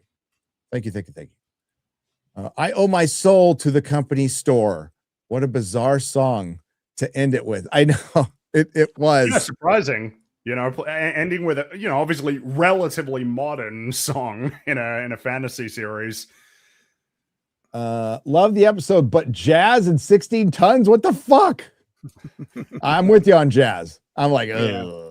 It was some strange musical choices. I think the one at the end works in terms of Dunk and Egg rejecting this kind of high lifestyle and being like a lowly Well, yeah, they're the collar opposite of the worker song type in a of sense. thing. That makes sense. I just don't know how I feel about that type of music in Game of Thrones, period, you know? I think it makes sense. It's kind The of like theme- it's not as bad at all, not even remotely, but it's like in the Acolyte when they've got like pop music. It's like, dude, this is not pop music in Star Wars is just like kind of a cardinal sin. You can't be doing that. 16 tons, and what do you get? Great ending, even though deviated from the book. It did. It did. Thank you. Real Nick Nero, been a member for 57 once. Don't be late. Got a shovel and might have work, Tom. Well, the theme of the song is pretty much you just keep working and it really doesn't accomplish much. So like that's life. Holy crap, what an amazing episode. Can't wait to re-watch it. Great acting all around, especially Peter and Dexter. They killed it this episode and season. Can't wait for season 2. Hopefully George R. Martin doesn't burn this bridge. Hopefully he doesn't burn the bridge. Wes, thank you. How much of a stake do the publishers have over George's works? Could they force the estate to have someone else finish the story after his passing? I doubt it. I think George has all the power. Everyone Otherwise, they gets probably would so have sued him hung by up now. on, oh, his publishers, not his publishers. What do you think his publishers are going to do? They're going to cut him loose so that if he actually did finish a book, somebody else published it? Like, he's published plenty. They just haven't been new stories. He's made them a fuck ton of money. So, Well, yeah, like Night of the Seven Kingdoms is still in print, the book, and the sales, I'm guessing, have bumped quite a bit. all the because of illustrated this. versions, all the world books, like, they've made so much fucking money. Yep. This whole show will end with a flashback of Sir Arlen knighting Dunk on his deathbed, and we will learn his honor was intact the whole time. I don't want to ever know the answer one way or another. I'm fine with it being implied because I don't ultimately, when the story's over, it doesn't matter. That's why Arlen said what he said. A true knight always finishes his story. But thank you. Where do you think they will end House of the Dragon season 3? God's Eye, First Tumbleton, or Butcher's Ball? First Tumbleton's in it for sure. We know that. If they're smart, and they might even reorder a couple things, and I think I'd maybe be okay with it. I think they should wait for God's Eye until the beginning of season 4. Just to have the right people to promote that, even in trailers and press tours. You know what I'm saying if you know what I'm saying. I totally know what you're saying. I think that would be the right thing just for viewership and everything. So I don't think we see God's Eye this season, even if they do mix some things around. We get Tumbleton 1. Butcher's Ball might be. I hope that's not one they skip.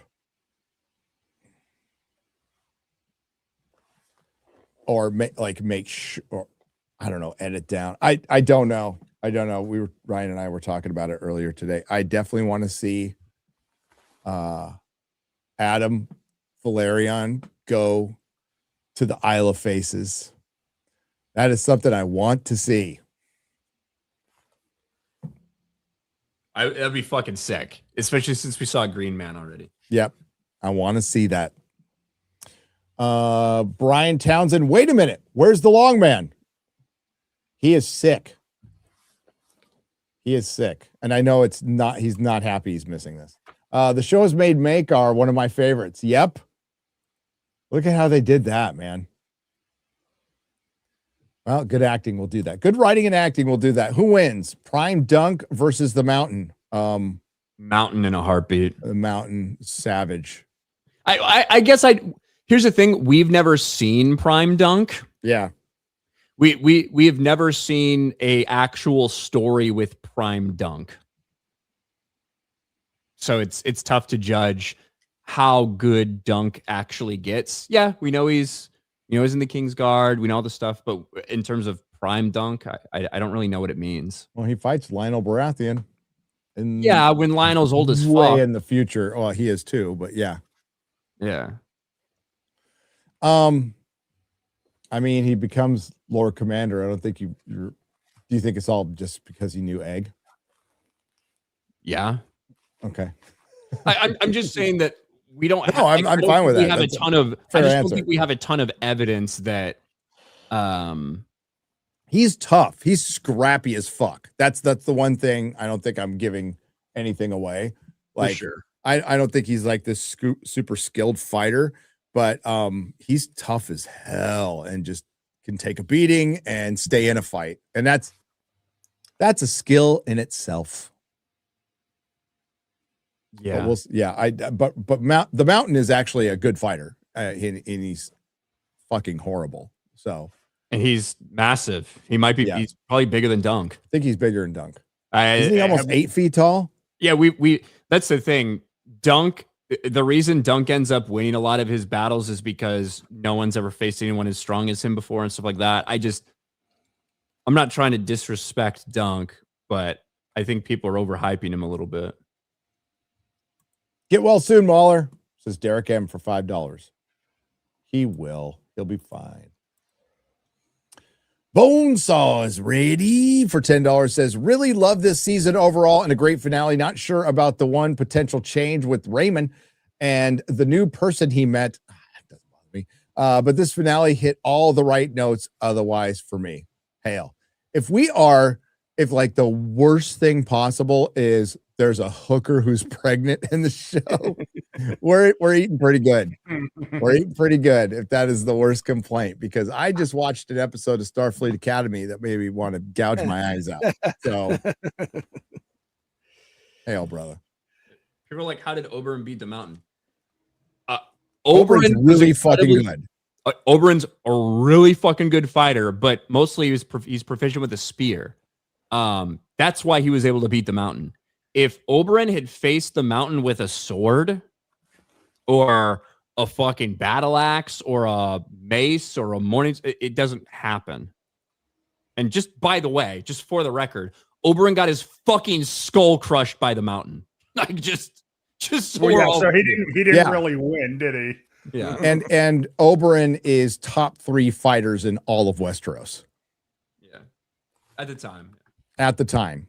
Right. So at the time, we have Barristan Selmy, Oberyn, Jaime Lannister with both hands, not with one hand. He's not very good with one hand. Trying to think of who else. The Mountain. The Hound isn't too shabby either. Yeah. The Hound and Dunk might be an interesting one. Yep. And I'm not saying that if they fought 100 times, Dunk would never win once. I'm just saying I don't think that's some 50-50 matchup. I wonder if the change of Egg running off without permission is a choice to add more storylines to future seasons and have some characters return. Maybe Mad Dog, and I don't know. That's where Ryan's concern, I believe, comes in, and I would be concerned about the same thing. So I don't think you need to change anything from the books. Concerned. Yeah, it's one of those things of it could be fine, but right. I mean, so tentatively, almost. They could just like have it addressed almost off screen mid-season and have the second season pick up exactly in the same context as the book. And they might even just drop a line. Yeah, caught up with Dad. Is okay with it now. They can't do that. That's too big of a change. Yeah. See, like I just took a quick trip to Summerhall, which took 3 fucking months or whatever. Yeah, we're all good now. Yeah. So that's like Allison. I just went to Dragonstone. Yeah. For the fuck, what the fuck? No, I think it's completely okay to wonder if they're going to fuck up season 2, because we have seen a lot of really good season 1s lately. Yeah, a lot of good season 1s that get shot to shit. So they have not earned your benefit of the doubt. I guess be happy with this season for now, but I'd always be concerned. We could all use a friend like Raymond in our lives. Yep. Panzer Blitz RNR. Thank you for the $2. Appreciate it. Not enough of them in the world. By next season, George will write a blog longer than all of the works he's done for Wins and burn another bridge, then complain about the fans some more. Roundero the Cruel, sounds like you had a very accurate dragon dream, because that is far more likely to happen than any story be written. And he'll mention the Giants and the Jets. That would be my guess. I've been loving and seeing people loving this series, and it tells me people are missing and longing for true good guys and a simple story. I love it, says Mexi Rage. Hail, brother. Thank you for the $5. Yes, the activity I've seen on, I mean, again, it's my algorithm, and it's been glorious lately because I've been clicking on every fucking A Night of the Seven Kingdoms post and meme. So my timeline is absolutely filled with it. It's great. And somebody said nothing even happens in Sworn Sword. It's just a vehicle for George to expand about the Blackfire Rebellion. Kind of, but yeah, it is awesome to see Dunk coming a little bit more into his own, getting a little bit more wisdom about the world, even though he still doesn't quite know how some things work, still being a little naive and out of place at times. But the importance he places on protecting the innocent and the small folk and loyalty and all of this shit. I think Sworn Sword is a wonderful story. It is very small and very contained. Very contained. The Checky Lion. The Checky Lion and his Checky water. Oh. And you feel so bad for the guy, dude. Do you? In the beginning. Yeah. I don't want to ruin anything. All right. Yeah. I mean, what he loses. It goes through a lot of loss, but yeah, he backed the wrong guy, you know. That's what happens. NTR Uncle for $2. What? No one here likes Joe versus the volcano? That might be in reference to something, but I've only seen Joe versus the volcano once. And it was a long time ago. Never seen it. You think that HBO will ever do a show about young Tywin and his war against the Reigns of Castamere? The Reigns of Castamere. See, that would be a good movie, 2-part movie. That would be pretty fucking good. Who plays young Tywin though? Who could take Charles? Who could be a young Charles Dance? That would be near impossible. I think that is better told as a story and lore. I don't think we need to see it happen. Because obviously it'll be like if George does it or is involved, it was a bit embellished and there's some part we didn't understand. And I think it just makes for a great story to tell to add to the legend of Tywin Lannister. We are going to get a play with a younger Tywin Lannister. And a little younger. And young King Aerys. And it's the tournament at Harrenhal. It's called Game of Thrones, The Mad King. And it is the tournament that sets the pieces in motion for Robert's rebellion and setting up all of Game of Thrones. And more than just Robert's rebellion, there's some prophecy shit in there too. Definitely. But I think, and I don't think, I mean, correct me if I'm wrong, Ryan, I don't think it's going to be like a musical. Like a West End musical. So. I think it's just a play, right? Like Rhaegar might sing in the song. Well, yeah, Rhaegar, he might sing on his harp and stuff, but it's not going to be like, I've found love. The lion needs 3 heads. Lyanna, sweet Lyanna, will you be my winter rose? I don't think we're seeing that. Oh my God. I can't believe it.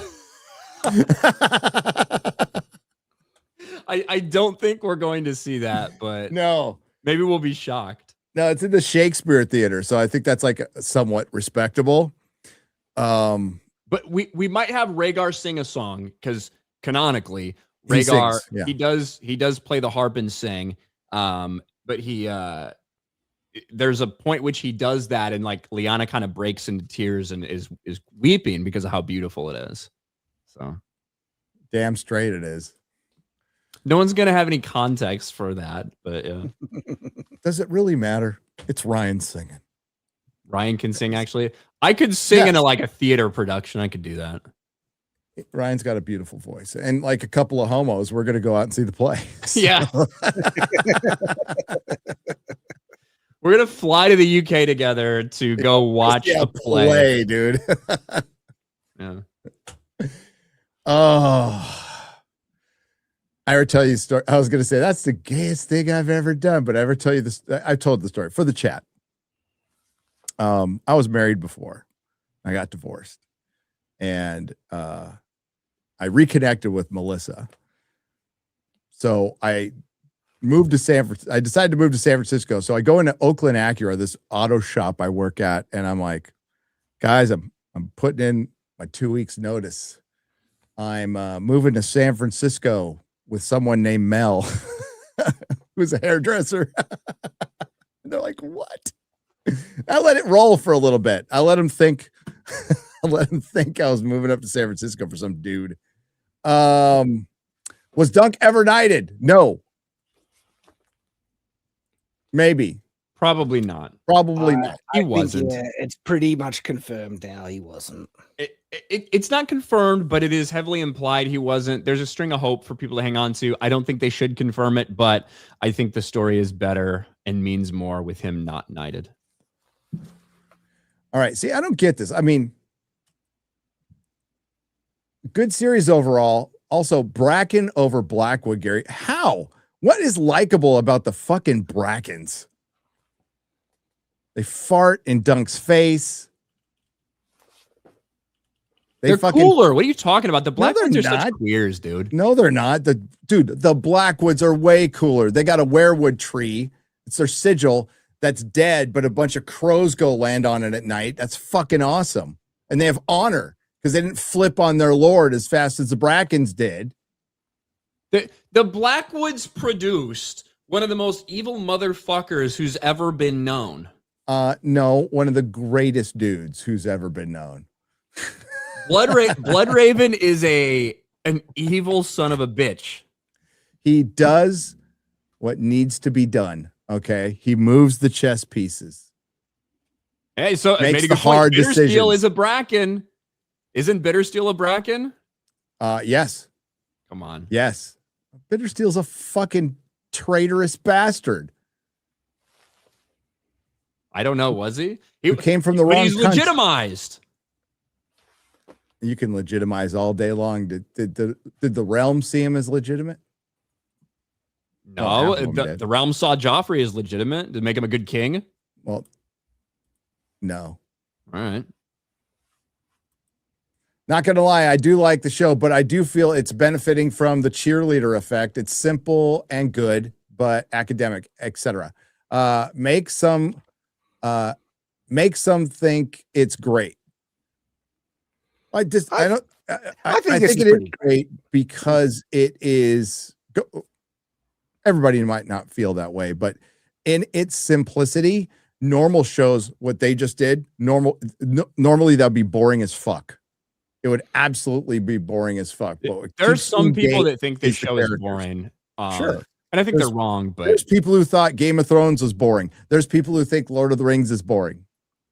Yeah, and I to address the whole notion of is it water in a drought kind of thing, I read a Hedge Knight graphic novel years ago when there was still, we weren't in the dearth of media as we are now, and I loved it back then, and I thought it was great back then, and this is such a great adaptation. I think this adaptation is great. I love it.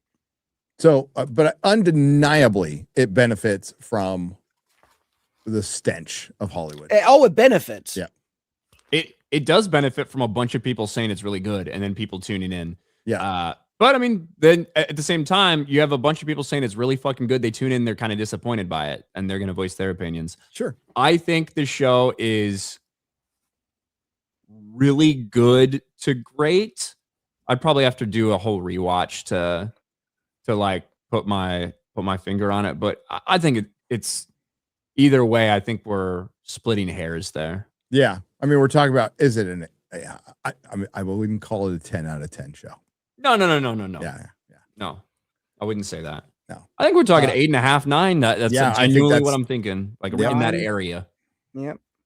Dirt is King for $10. The Sir Arlen riding off sideways at the end was great. The one flashback with Sir Arlen was good, even if it answered the Duncan question. It kind of did. Like it didn't, but it did. Do you think the village hero will go to Pennytree? Well, isn't that the name of the it's supposed to be in the Riverlands, the village hero, the future Duncan Egg story? Yes, I do. It could be. A lot of people have proposed it's going to be a Bracken Blackwood. Like it would be such an easy Duncan Egg novel for there to be a Bracken Blackwood feud, like building up, and Dunk is in the middle of it. You know? Yep. Because there's one every 10 minutes. Mm-hmm. They're the Hatfields and McCoys of Westeros. That's what they are. Main actors and world are its strongest points, in my opinion. Yeah, I mean, that's why when you make a television series, so many of them right now are driven by plot and not by character. That's a fundamental mistake with TV a lot of the times. Robert Hayes for $9.99. Like the episode An Egg Running Off Again, but you can't have jazz and American folk music even in low fantasy show. Otherwise, on to season 2. Oh, and Shad, Goku is a 20th level monk, not a wizard. Shad. Just a distinction without a difference at that point. I don't even know what that means. What did he just say?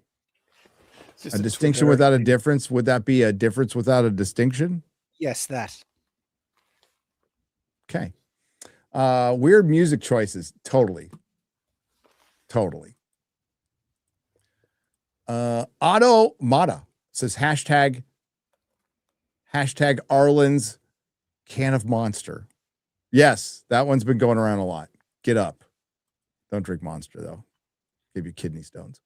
Mexi Rage for $5. Weekly releases are better because it let's say the Gentleman Show was weekly. It would have been talked about more, and we could have had done these streams. Yeah, I agreed. I think at this point, it's just basically confirmed that weekly releases are beneficial for television shows. Makes sense. That's the format. That was always the format. You drop it all at once. Yeah, a week, 2 weeks, if it's particularly popular, and then it's kind of over. A Knight always finishes his story, shade to George. It's hard not to think that. It wasn't meant that way, but it will certainly be used that way. Green Apple spinoff when? Says Snake Oil Sean for $10. Don't give HBO any ideas. I think it's kind of best left alone, but that's just me. Bad Bunny is doing the music next season. Great show, but jazz and country western? I'll just say jazz. But that's my prejudice. My headcanon, Jamie kills the Night King, justifies bringing White to King's Landing, positive Kingslayer nickname, full circle with Bran, Oathkeeper, etc. Ice Reloaded for $5. That is great headcanon. There's no such thing as the Night King, though. So. Yeah. The last Black Valerian at Baylor's funeral, Apple Chad. That is so. She's from Pentos, is that right? Yeah. Yes. Like Kiera, I think it's Lady Kiera from Pentos or something like that. Some merchant daughter or something like that. She is black and with pink hair. That is not a Velaryon. Yeah. Just so everyone knows. That's why I mentioned it when we did the review. Yeah. They dye their hair a lot in the free cities, especially Tyroshi. Yeah, I think she might be Tyroshi, actually, not Pentos. Yeah, Tyroshi. People dye their hair a lot. I don't remember, but yes, that is an accurate depiction of Valar's. I don't remember if they're married at this point or just engaged or whatever, but yeah, it is. Apple Chad getting cucked triggered me. Please don't the show get woke slopped. Apple Chad. Apple Chad. Under the technical meaning, that's not him getting cucked. What would you call it? Well, I mean, she's not being becoming- honest with him with the kid, right? getting like thoughted. Thoughted might be more accurate. thought it, and yeah, He's kind of cucking Dondarrion, I suppose, but Yep. he's going to have to raise Dondarrion's kid. I don't know what the term would be for that. being a stepdad. That's the fucking term. If she's honest. If she's not honest, well, it's being a woman. I love how flabbergasted Dunk was at the Nine Kingdoms. Perfect brand of humor for the show. Shad, are you watching Sentenced to Be a Hero? SCDB615. I've seen the first episode and it has a very strong start. I haven't seen any more though, so I'll need to keep watching to have a stronger opinion on it. But so far, it seems pretty good. Dirt is King for $10. The Seven Kingdoms at the time of Aegon's conquest were Kingdom of the North, Vale of Arryn, and Mountains of the Moon, the Isles and the River, the Isles and the Rivers, Westerlands, the Reach, the Stormlands, and Dorne. Fucking Dorne. Did you catch the BAFTA interview with Peter and Ira? Ira admitted that HBO made him change a lot of his plans, possibly poor original intentions. I don't know about poor original. I didn't catch the interview, but he said maybe change a lot of plans, maybe around budgetary restraints or something. Yeah, it's probably budgetary, but that's not unusual for streamers to get in the way. I'm gonna be real. The only thing I know about the BAFTAs is the dude with Tourette's screamed the N-word at black people. And black people are really upset about it. What did that happen like this BAFTAs? Yes. Michael B. Jordan and somebody else were up there presenting an award, and there was a guy, they made a movie about a dude with Tourette's, and the dude was there, and he screamed the N-word while they were on stage presenting. And obviously, like, such those guys up there didn't have to deal with that. But it's funny. Oh, no. It's funny. Poor guy. Dude, Gary, right now, there are a bunch of black people on Twitter that are fucking furious. They're like, this is actual racism. Having a disability is an excuse for something like this. Grace Randolph tweeted out, Tourette's is just the inability to control something and say what you're thinking. So it means he actually thought that. This is horrendous. Okay, Grace Randolph is fucking retarded. It's crazy, A actually. retarded fucking bimbo. And yeah, I mean, that's for those two That guys. is That are not up the there, case. For some dude to scream the N-word, that's rough if you're up there presenting and you have to power through. But I'm telling you right now, black people, for you that are watching, I know all fucking 3% of you that are watching this stream, a guy with Tourette's screaming the N-word out of his control at the BAFTAs is not going to make any more racist people. You know what's going to make more racist people? Black people that are melting down and claiming that this is fucking racism and oppression because a fucking dude with Tourette's said the N-word. When you're acting like that, that's going to create more racist. I'm telling you right now. Just so you know. Fair warning. Ryan warged that guy. Maybe I did. Poor guy. Oh, dude. I haven't heard that any of that happened. This is all Michael B. Jordan was on the stage. Yeah, he was. Okay. I'll pull it up. I got it. Y-Files. AJ says, I call dibs to having Tourette's guy on my podcast. Yeah, he's there. Dude, AJ, get him on. The poor guy needs to go on a little oh God, what am I thinking? He needs to shit. Words failing me right now. He's going on a press tour to kind of help his image. That's what I'm there's a word for that, but it's not the N-word. Chat. Stop. I've got it right here. Does it bleep it out? No, you can't really hear it. Okay. It's okay. Okay. Daryl and I are delighted to be presenting the first BAFTA of the night for a vital part of movie making. We're here to celebrate. Why do you go off camera? Sorry, I got something in my throat.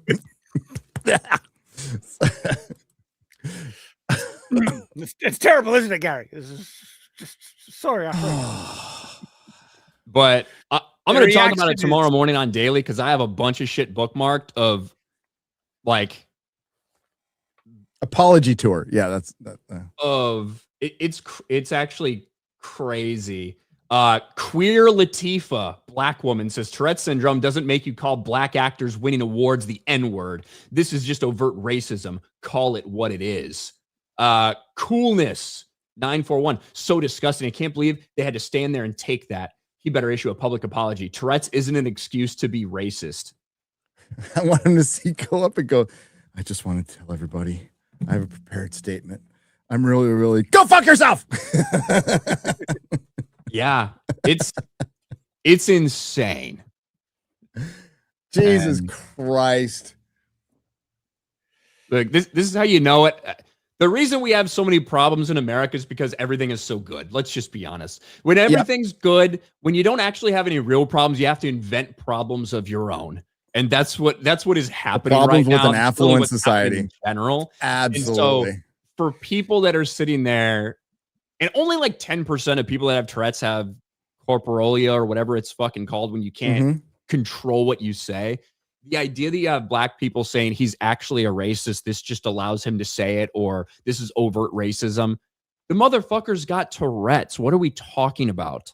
It'd be funny, actually, if we put him in front of Pedro Pascal and he called him a cocksucker. Then maybe it is true that it just spills out exactly what he's thinking. But it's just nuts. And the whole thing, he was there because they made a movie. They made an entire movie about this dude's terrible life with Tourette's. How he, in front of police officers, he started yelling that he has a bomb.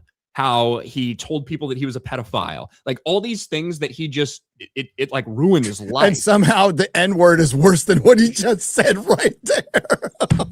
Yeah. This is a virtue signal gone wrong. I'm sorry.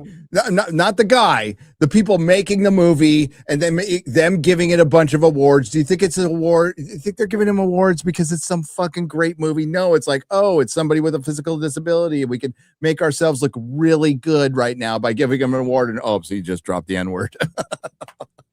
Yeah. I laugh because it's funny. Okay. We need a Hecklefish skit where he just screams We really the do. N-word. Jesus effing wept. AJ says, play it again, but just one more time. Hit Yeah, you so up for a you're job gonna if my see people channel talking gets about pulled that tonight down. tomorrow. Hail AJ and the Y-Files, one of the best fucking channels on this platform. We love AJ. Okay, where was I? Show. No, super chats. Yeah. Well, that was a little side adventure. It was a side quest, yeah. Okay, I read that one. Got it. We'll see how that goes. Hey, Gary and Ryan, I think Dexter should play Colin Creevy in the new Harry Potter show.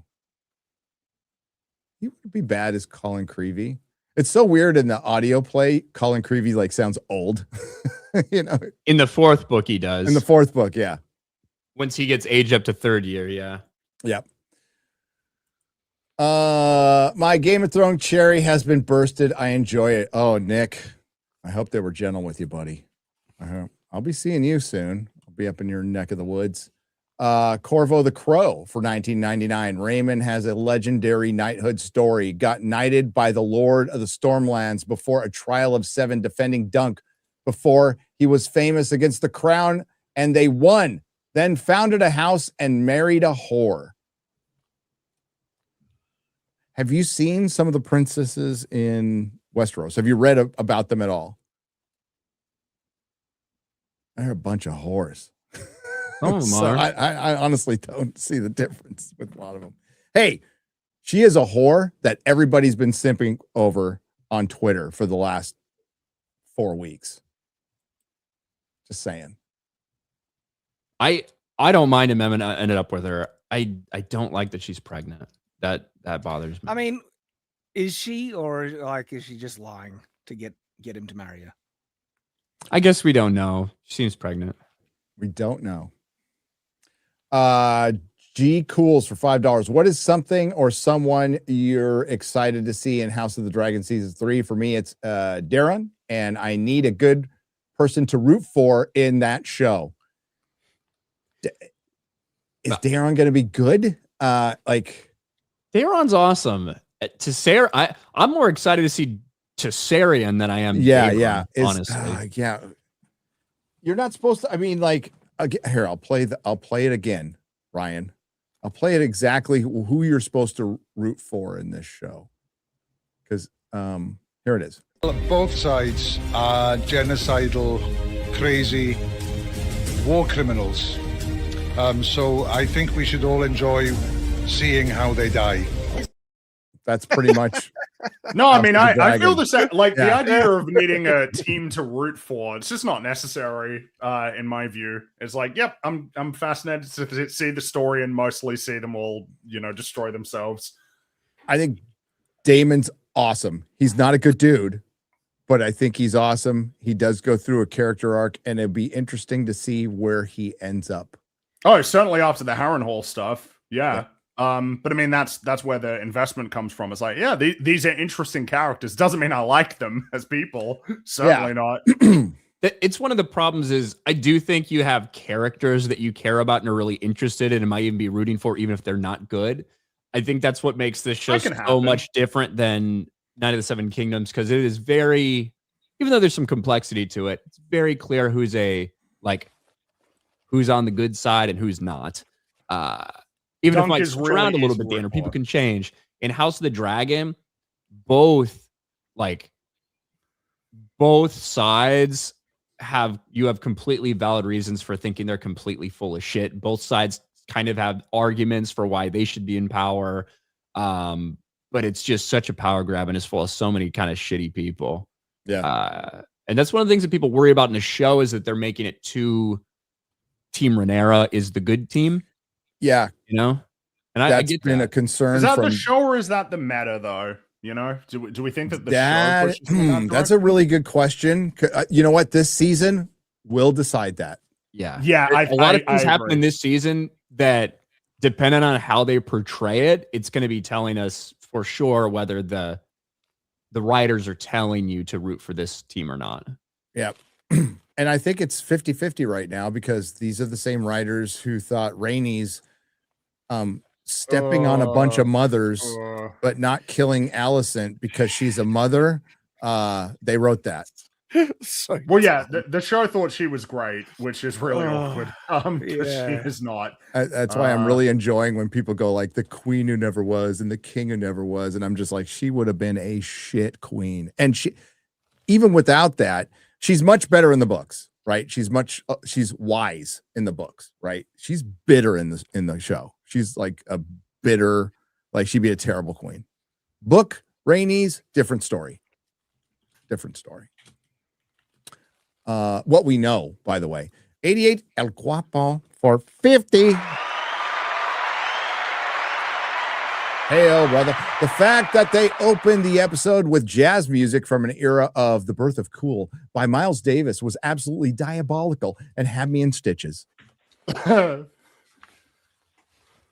I don't know jazz, man. I don't know jazz, man. Miles Davis was in, oh my God, jazz fans will get pissed. He was the guy. Fans is cool. He was the guy in Scrooged. You listen to any Miles Davis? No. I don't like jazz. Oh, they didn't play that in prison, huh? No. I played oldies in prison all the time. All the 50s, 60s, and 70s. Yeah. So all the brothers and the Vatos all listen to fucking oldies and shit. They're just all jamming to the Beach Boys. Not the Beach Boys, no. Well, like the brothers, it's like Motown stuff, and then the Vatos is like, it's like 50s music, but it's not like, it's weird. I guess it's true. See, when I was growing up, Gary, the oldies stations were 50s, 60s, and 70s. When you were in prison, they were probably like 40s, 50s, 50s, 60s, 50s, and 60s. Yeah. I had an H number. I was considered new back then. That's probably ancient now. So, what's been the worst change from the book?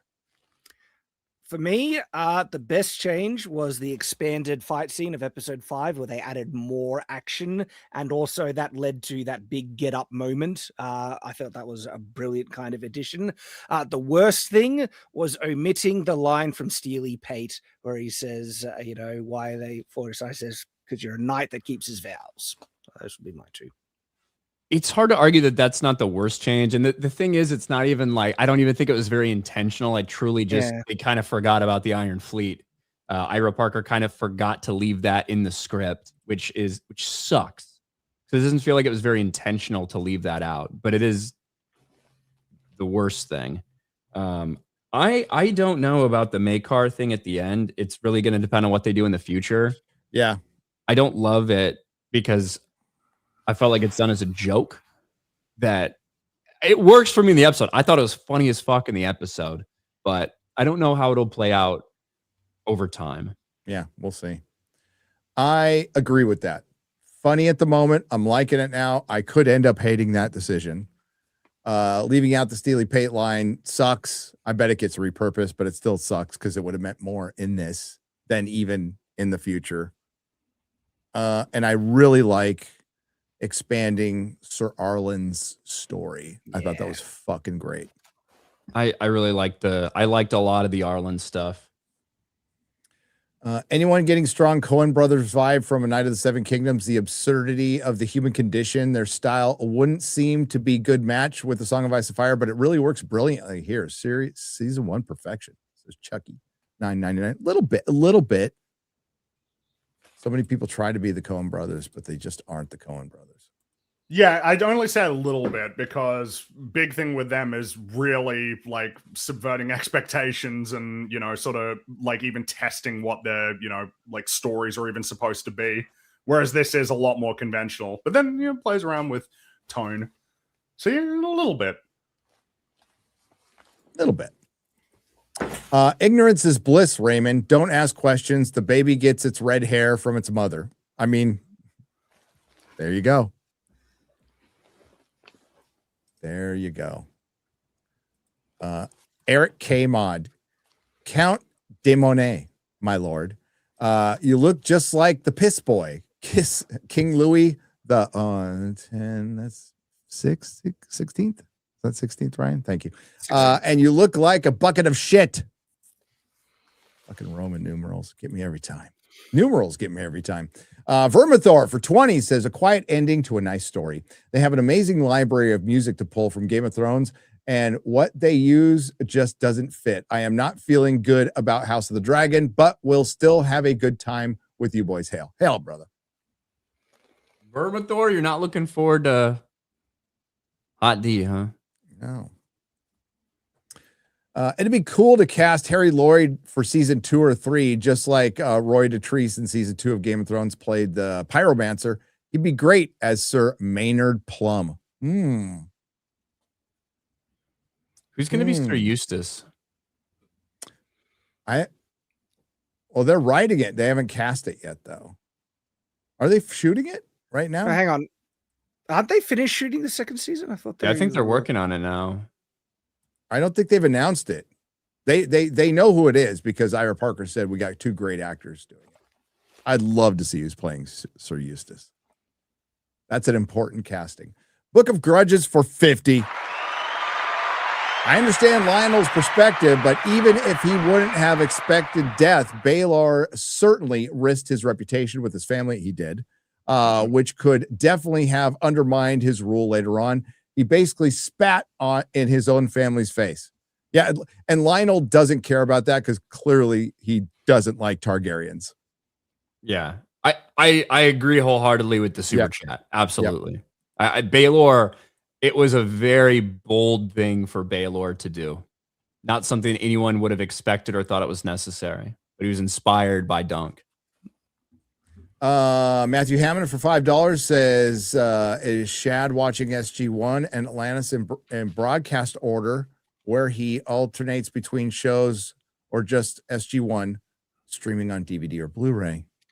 Well, we have the physical media. We're watching on DVD for both seasons. As to, like, we've started thinking about trying to alternate between SG1 and Atlantis, but it really depends if the kids are on board with that because they're really attached with SG1. And so if we're doing that, we'll just probably watch mostly SG1 and then jump to the crossover episodes, which are, like, there's some great crossover episodes with SG1 and Atlantis. Is there like a clear order for that show? For because when I Yeah. watched Buffy with Mauler, like there was a list that we went through of Yeah. like sometimes you jump over for like 4 episodes at a time, right? In Angel, and then jump back. I presume there'd be one for Stargate. There is, yeah. And so Okay. if the family is liking it, we try it that way. But we literally watched the first episodes of Atlantis the other night. That was great. That was a lot of fun. Still one of my favorite. Matthew Hammond for $5, part 2. FYI, SG1 season 8, episode 18, Threads on streaming is the syndicated 43-minute version and not the 65-minute OG broadcast version found on DVD Blu-ray. That's why you should watch it on DVD. That's Blu-ray. why I got them. Yep, I got the the DVDs is what we got. Yep. And honestly, even the DVD quality is better than the quality of SG1 on Netflix at the moment. So Also, are we discussing the redhead with Raymond Fossaway? We did. We did. The only reason I recommend physical media is so you can get all of the blackface episodes of Always Sunny in Philadelphia. There you go. I got him. 88 El Guapo, thank you for the 20. Yes, she has been discussed on Twitter for about 2, 3, 4 weeks. I have seen a handful of people saying that, oh, that must be Lady Rohan. That's not. Please stop. Her name is Rowan. Rowan. Not Rohan. Not Rohan. JV22222 has become a member. Welcome. Isn't it great to talk about something good again? It is, Odin Son, for $2. It actually is, especially during Starfleet Academy, which is still going. which is still Gosh. fucking going. I got a video coming out tomorrow. Last episode was so rough, man. The It only way I was, can get through it was the hardest one to get through. if I have something to distract me on the side, like I've Twitter going while it's playing. Yeah. Like normally on my reviews, I watch it like 3 times. I watched this one once. I just fuck. If I got something wrong, I don't give a shit. Bonesaw is ready for $5. I was surprised that besides Duncan Egg, Raymond turned out to be the biggest bro of the series. God, I hope his house isn't stolen by Dundarians. Oh, it isn't. Now, later on in the future, they might choose the wrong side. And I don't know. Where did the Fossaways fight in the later Blackfire rebellions? I'm not sure. And look, I mean, they could course correct pretty easily. You know, the whoever the whore's name was, she gets sick. The marriage doesn't go through. Any number of things. There is a thought that George R. R. Martin borrowed heavily from the AD&D second edition campaign setting Birthright 1995. Are any of you familiar with this? No. No. What aspects? I mean, anything's possible. George borrows heavily from a lot of things. So in A Song of Ice and Fire, the Targaryens are basically from Elric.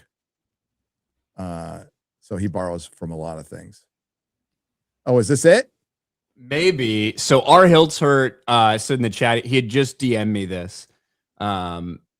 These are just new names for the casting, but this one, Stephen Hartley, stands out. I feel like that could certainly be Eustace.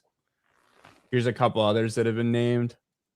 Nobody really knows anything about them yet, about who they are, but those are apparently some new cast names for season 2. I could certainly put a big old fucking mustache on him.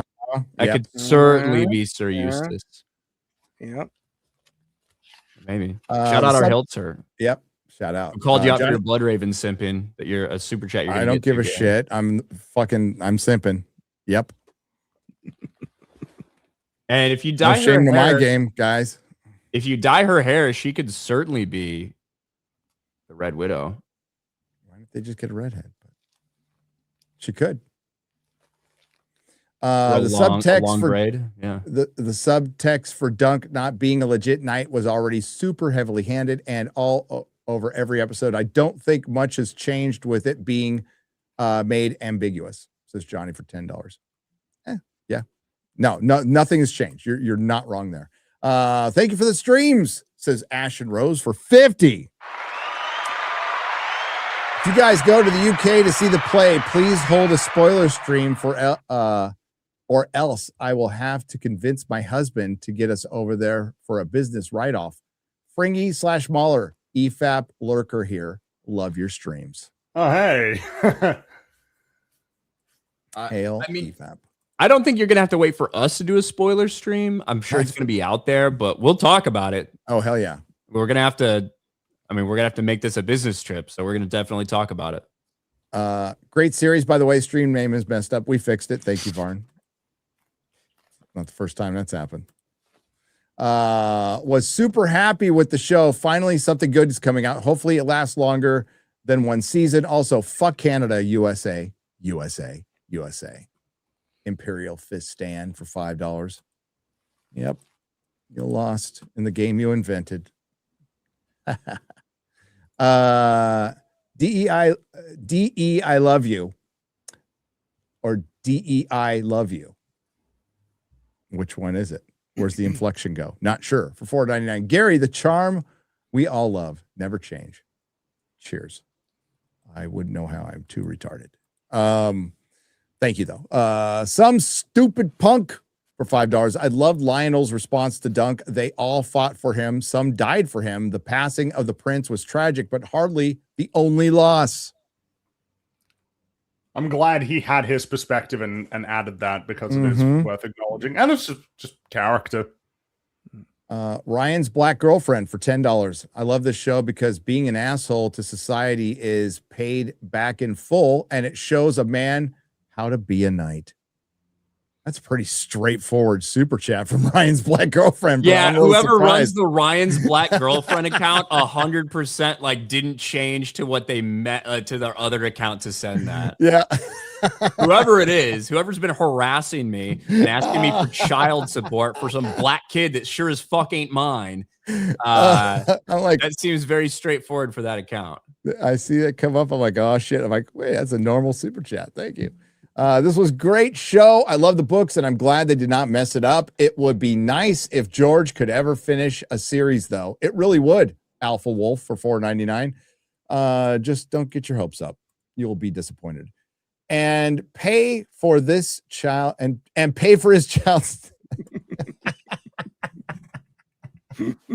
We spoke too soon. That profile picture is wild. Oh my God. Oh, that's terrible. Too bad HBO remembered how to make premium TV just before they sell off to a company that has no clue what they're doing. Oh my God, I know. Whether that's Netflix or Paramount, some stupid punk for $5, you are not wrong. This is all about to get buggered. Yeah. It really is. Think about like how fucking stupid Warner Brothers is, though. I mean, it is kind of like crazy, right? That you actually have HBO, which is like essentially kind of inarguably like the best network for like television, even when they occasionally make stuff that isn't good. It's like there's nobody that has the track record that they have, as well as all of the things that Warner Brothers have that are unique to them. Some of which they undervalue significantly, like Looney Tunes, for instance. Like, dude, that's like a huge thing you got there. That's awesome, and a whole bunch of animation stuff as well. But yeah, I mean, either way, like, have fun, guys, with whatever the future holds for Warner Brothers and everything that they own. The fact that they were in this much in debt, they have owned DC Comics outright for decades. Yeah. They've never really done anything with Looney Tunes. They've had distribution rights to Harry Potter and Lord of the Rings for a couple of decades now, and they're in debt. They let Nolan walk. They pissed off Chris Nolan, who was kind of making like a hit machine for them. Let him walk. They've had like 6 mergers as well in the past 15 years. It sounds like you're being hyperbolic, but it really hasn't. No, yeah. So the core of Warner Brothers that was there even 15 years ago is completely gone. And some of them deserve to be gone, like the whole Snyder debacle and everything. But here they are, a completely new company with new people, and they still make the same fucking mistake. So it's No, what are you talking imprinted. about? The DC universe has gone great.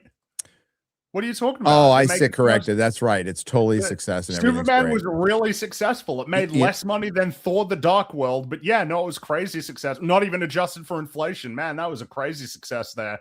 Yeah. Yeah, cutting off those last 2 episodes of game House of the Dragon season 2, great move. Black Snake, casting Black Snake, fucking awesome move. Great, but like these guys are geniuses. No, it's the same.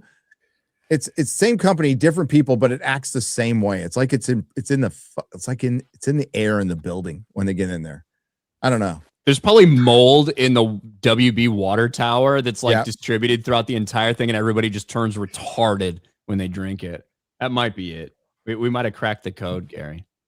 But Paramount, at AJ least- AJ from the Y Files for Yeah. $20 says, "I'll also kick in for child support." Come on, man. Do not put this shit on me, okay? You would not want to pay child support for some black baby that sure as shit ain't yours. I know that hoe be tripping, okay? I tried to trip her down the stairs so she wouldn't have the kid. That didn't work. Oh, Jesus. Now it's just a retarded kid. What am I supposed to do now?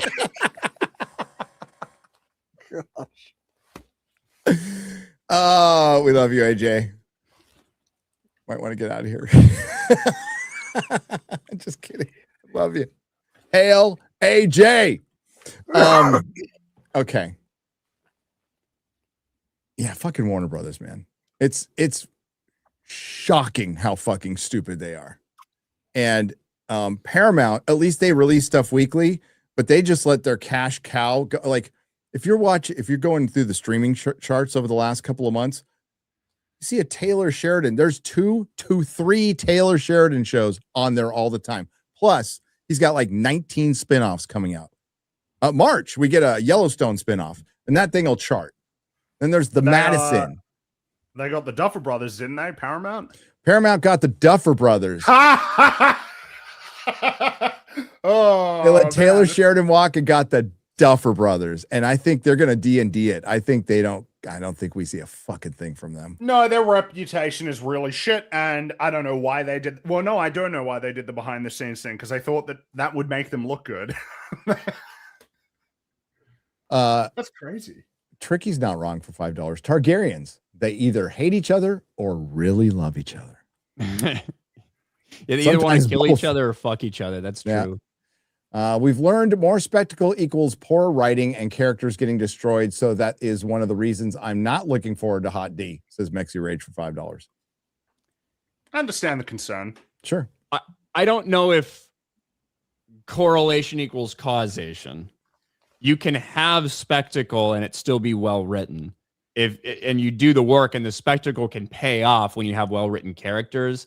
I think the problem is people do get obsessed with the spectacle, and it's sometimes that's all they want, and it does happen to go that way sometimes. But yeah, we'll see. Bathmel for 10 Canadian pesos. Hey, Shad, did the name Rafe trigger any PTSD flashbacks? Any questions? And question for the panel. Which era of Lord of the Rings would you prefer to live in? From the years of the trees to the Fourth Age? I prefer the First Age. First Age is Morgoth running around in the First Age, dude. Yeah, more. How about after all the Dark Lords are being wiped out? Yeah. And, I would want to go till after all the Dark Hobbits are wiped out. That would be my. Well, that's right after the Rings of Power. There's the Hobbit genocide, the Black Hobbit genocide. A Hobbit genocide. There's Yes. a dwarf genocide. Somehow, all of the diverse characters have just exited from this world. I feel like put me in there somewhere. I'm good. Yeah, there's long stretches of the ages that are pretty peaceful. Okay, well, what are you though? Are you a dwarf? Are you an elf? Are you a man? I wouldn't want to be an elf. That's way too long to live. Bro, Hobbit in the fucking Shire. in the Shire. Yeah. It's paradise, you know. But to also answer their first question, yes, when I heard like the word Rafe, I want to be, become a word. Something that ruins franchises. Is that the guy who ruined Wheel of Time? That's Okay. the showrunner of Wheel of Time. And so I get it. when a show is destroyed, we need to refer to it as it got rafed. That's how much of bad job. Stop rafing, sir. Exactly. Stop raving at the show, Hollywood. Vincent for $2 says Dunk was knighted by AutoPen. Yeah, well, there the question has been answered, Ryan. AutoQuill, or what do they write with? Autoquill, maybe. Yeah. AutoQuill. MexiRage for $5. Egg is such a problem. Child wonder what consequences will come from the chaos to come. Also, knights do finish stories. So do true authors, George. Get on it. Bro, I saw a post that went viral that's like the character George meant to write as a stand-in for himself, the character that is actually a stand-in for George. And the first one was Sam, and the second one was King Egg on the fourth.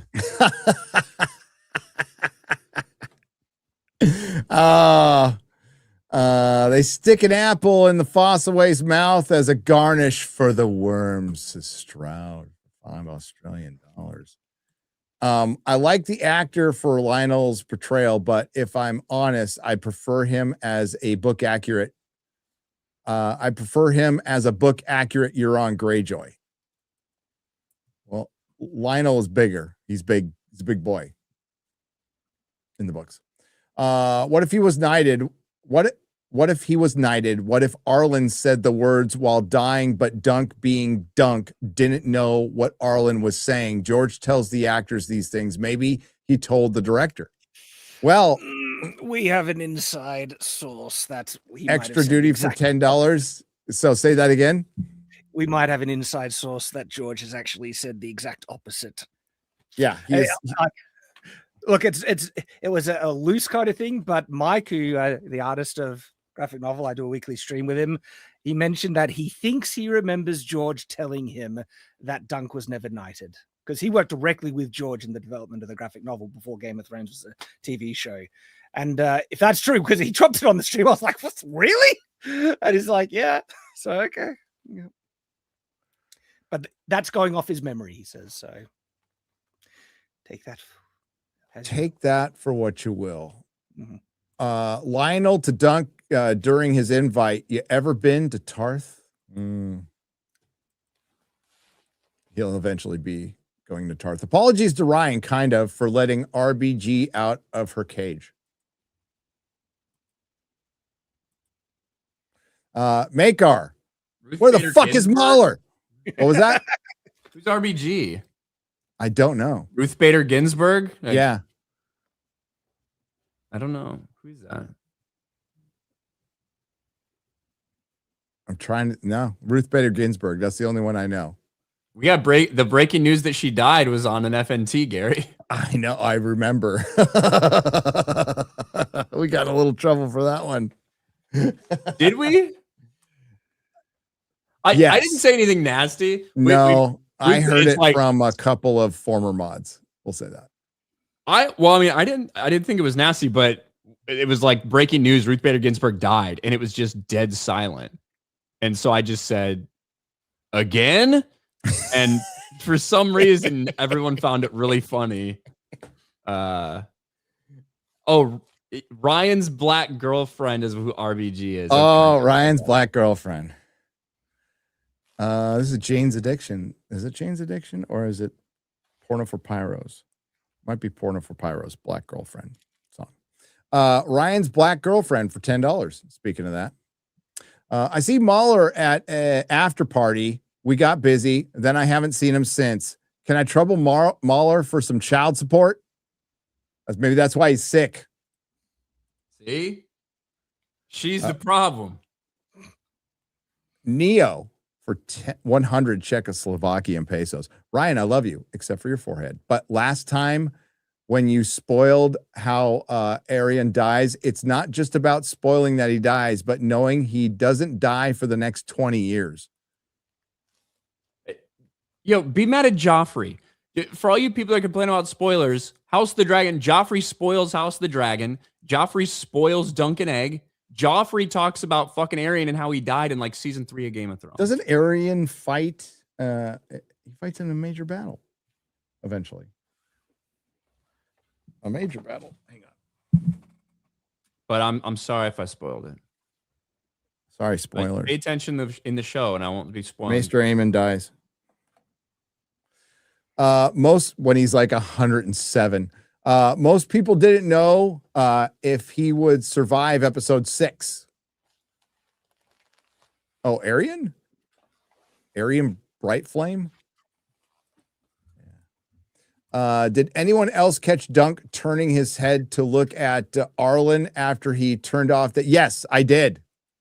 He does turn his head looking off to Arlen. Oh, cool. Yeah, he does. RBG, go back from whence you came. Says 44 Magnus North for $10. Personally, I would love a miniseries about Raymond starting his cider business with his new loving wife. Dude deserves the world for what he did here. I'd watch it. If it was cool, yeah. Probably won't happen, but it was cool for sure. It'd be like it's like moonshine in Westeros. So there'd be like cider wars. This is a spoiler. Shad, in your video, you say, I don't want to spoil it, but someone dies from a hit to the head, and you titled it Baelor Targaryen Helmet Strike. I filmed the video before I chose the title. But in regards to the title, it needed to be titled that. Otherwise, no one would know what I'm testing. So I clearly went back on what I said in the video when I was thinking, what should I do? You could always go and you could edit it after you title you're like, I got a great title, but you're like, didn't care, huh? The video was done, it was edited, and so but hey, came out a week after. I think that's fair for spoilers. It's fine. Everybody knew about it. I just think that's funny. If there is a Robert's Rebellion show, we better see the fabled Bessie and her gods blessed assets. Yes. And hopefully a battle of the Trident without a flashback longer than the battle. Technically, the flashback was not longer than the battle, though, if you count the first part. I mean, I would love to see a Robert's Rebellion in some way. I think that'd be awesome. Yep. And I think that we would have a pretty long battle of the Trident if it happened. Oh, hell yeah. Be very expensive. Oh, my God. Peak Robert with his fucking Warhammer. Hell yeah. Going to town on Rhaegar's little bitch ass, playing his fucking lute. I love this show. We need more of this. Says Zolaman for $2. Hail. Thank you. Yes, we do. Next year. If the night doesn't fit, you must acquit Dunk Lear. I have not leered enough to read Gooder. Not the biggest fan of the last Makar scene. I would have liked it more if he actually let Egg go with Dunk, but otherwise, great finale. I mean, eventually he's going to have to. So did they lean in to have like kind of a funny end to make you laugh at the end? I guess that will be debated till the end of time. I like it not for the. I like it what it says about Egg. That Egg is choosing, the better option to avoid the darkness that might come. Like Makar not knowing what the Trial of Seven is nuts. I agree. That's nuts. And look, they did show, Baelor's always reading books and stuff. Maybe Makar not so much, but I think that Targaryens would know Trial of Seven just because of Maegor's history. I just think it would be crazy if they didn't. The reason that I'll push back a little bit on that, Shad, is that I think that Egg has already made that choice because he's the one who says he'll only go with Dunk, Now, it is after that sequence where he almost kills Arian and all that stuff where he goes, I get that, but we're already seeing that that's what Egg wants, and he's made that choice. I really liked a lot of what they did in Makar in this episode specifically, and I feel like it's undercut a little bit for a joke at the end. They need to do something to rectify it in the future, but they actually could have had almost the best of both worlds. It wouldn't have landed like as humorously, but if Makar is there going, where's Egg? Where's Egg? I haven't seen him, so and then have a moment where he realizes he's like, and he smiles or then says F or something like that, but with a more like a grin where he's kind of okay with it. But, didn't know. That might have worked. But it also kind of works, especially if you hadn't read the books. If people are just watching it like this, and he's like, "Where the fuck is it?" That's kind of fun. And Only this is book readers are gonna have a problem with it, I think. yeah. Long-time viewer, first super chat. Wow. We will not be gentle. And we never are.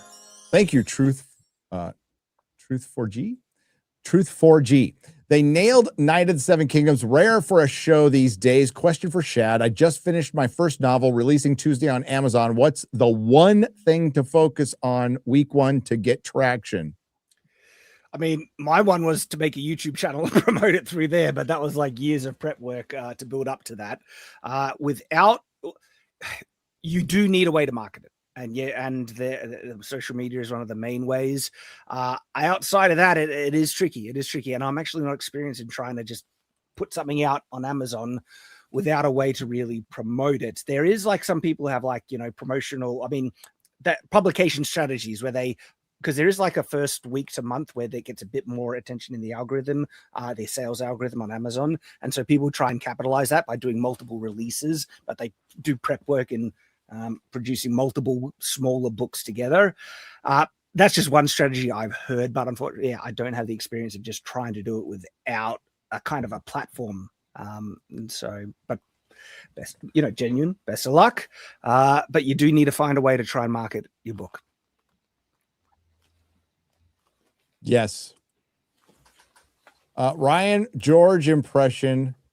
This isn't my image. What? Ryan George impression. This isn't my image. This isn't my image. I don't know. Is that what you're saying? Yeah. I don't know. Yeah. Hey, Gary, you said that it's a great adaptation, but not a perfect one. What would you have made it a perfect what would have made it a perfect adaptation for you? I think, God, why is my volume popping up? Hang on. I don't know. What would have made it perfect? I'd have to think about that. All I know is what I saw wasn't a perfect adaptation. And I think what I said was it's not perfect as in it's not word for word in the order that it was in the book, if you're referring to my Harry Potter video. But it's faithful. And I thought it was faithful enough. There's only a couple of lines I would have added in. But it's really great, but it's not perfect. Oh, yeah. There are things to nitpick. Like, look, in reality, that lance hit to Dunk, that's a death. That was over the top in my mind. That was instant death with the depth it got. And there are other like things to point out as well. The music choices, there were some things that didn't fit. But overall, I loved it. I thought it was great. But I think the lance hit is more survival where he got hit than where he gets hit in the book. Well, see, in the graphic novel, it's like just here on the side. Where does he get hit in the book? He gets hit more like chest right here. Yep. Yeah. Oh, really? So, there.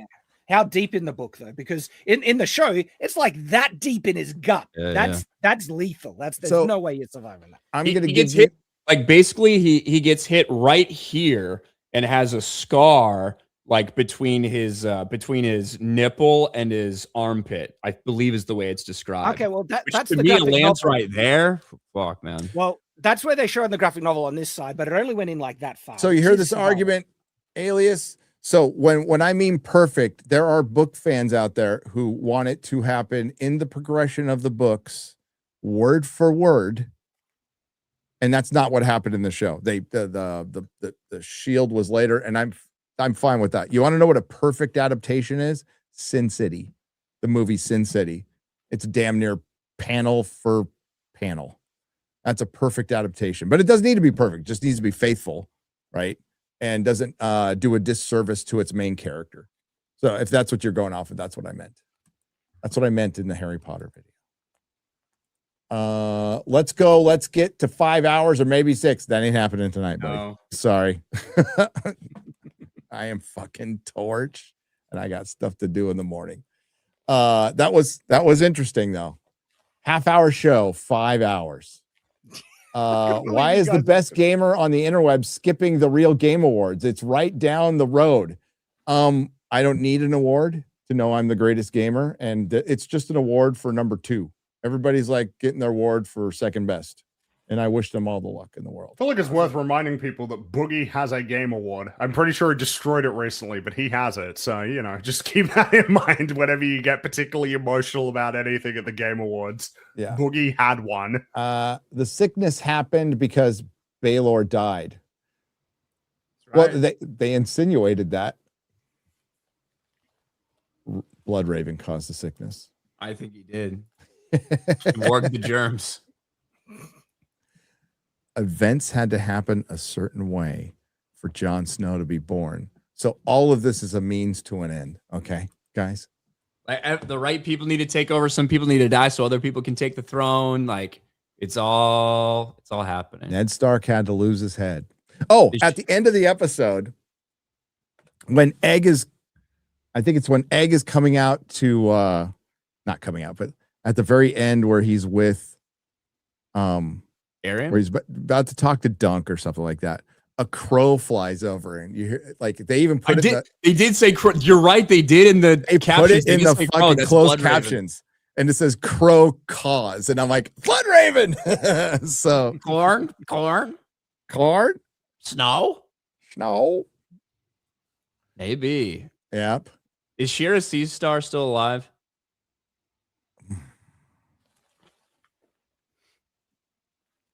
Is she Quaith? I don't know if she's Quaith. I think she's still alive. George would totally have her still be alive. Yeah, but something has to happen to make her immortal like Bloodraven. She's just bathing in blood every day. Maybe she mainlines Shade of the Evening. I don't know. This is a Shade of the Evening tree, right? So maybe it's the same thing. Oh, Metal Militia says she's Mance Raider. That's true. I forgot. She's Mance Raider and Dario and Naharis at the same time, and Quaith. So Shira Seastar is the bastard sister of Bloodraven, one of the great bastards of Aegon the Unworthy. And a bunch of people really want to fuck her and love her, but I think Bloodraven was her favorite, or she was Bloodraven's favorite. Yeah, she liked to make him jealous, though. She was always driving her crazy, and she was a bit of with his brother Aegor. Yeah, she was a bit of a whore. She must have been really good looking, or had that, magic mojo. They said she was pretty good looking, though. George probably described her nipples in great detail. And she had a heart-shaped face or something like that, and she rode a horse really well, and yeah, she did things that most ladies wouldn't want to do. She didn't want to stay there and do knitting patterns and all the other shit. Yeah. Oh, I thought you were gonna say she did anal.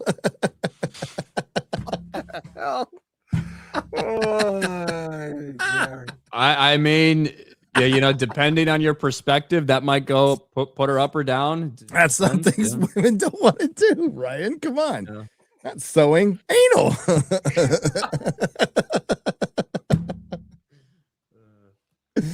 Oh my God. Oh, by the way, in episode 3 at 9:25, you can see Lord Ashford's son unhorse a knight whose helmet looks like that fucking sheep in a chalice. Stokeworth, I guess. Yeah, we think it's Stokeworth, who eventually gets their house taken over by Bronn. And everything about that is fucking funny, by the way. Cersei does all this to set up Bronn getting killed, and he just fucking wins. Everywhere Bronn goes in the books, it's not like he's not like he is in the show, but where he goes in the books, he fucking wins. He's like, ah.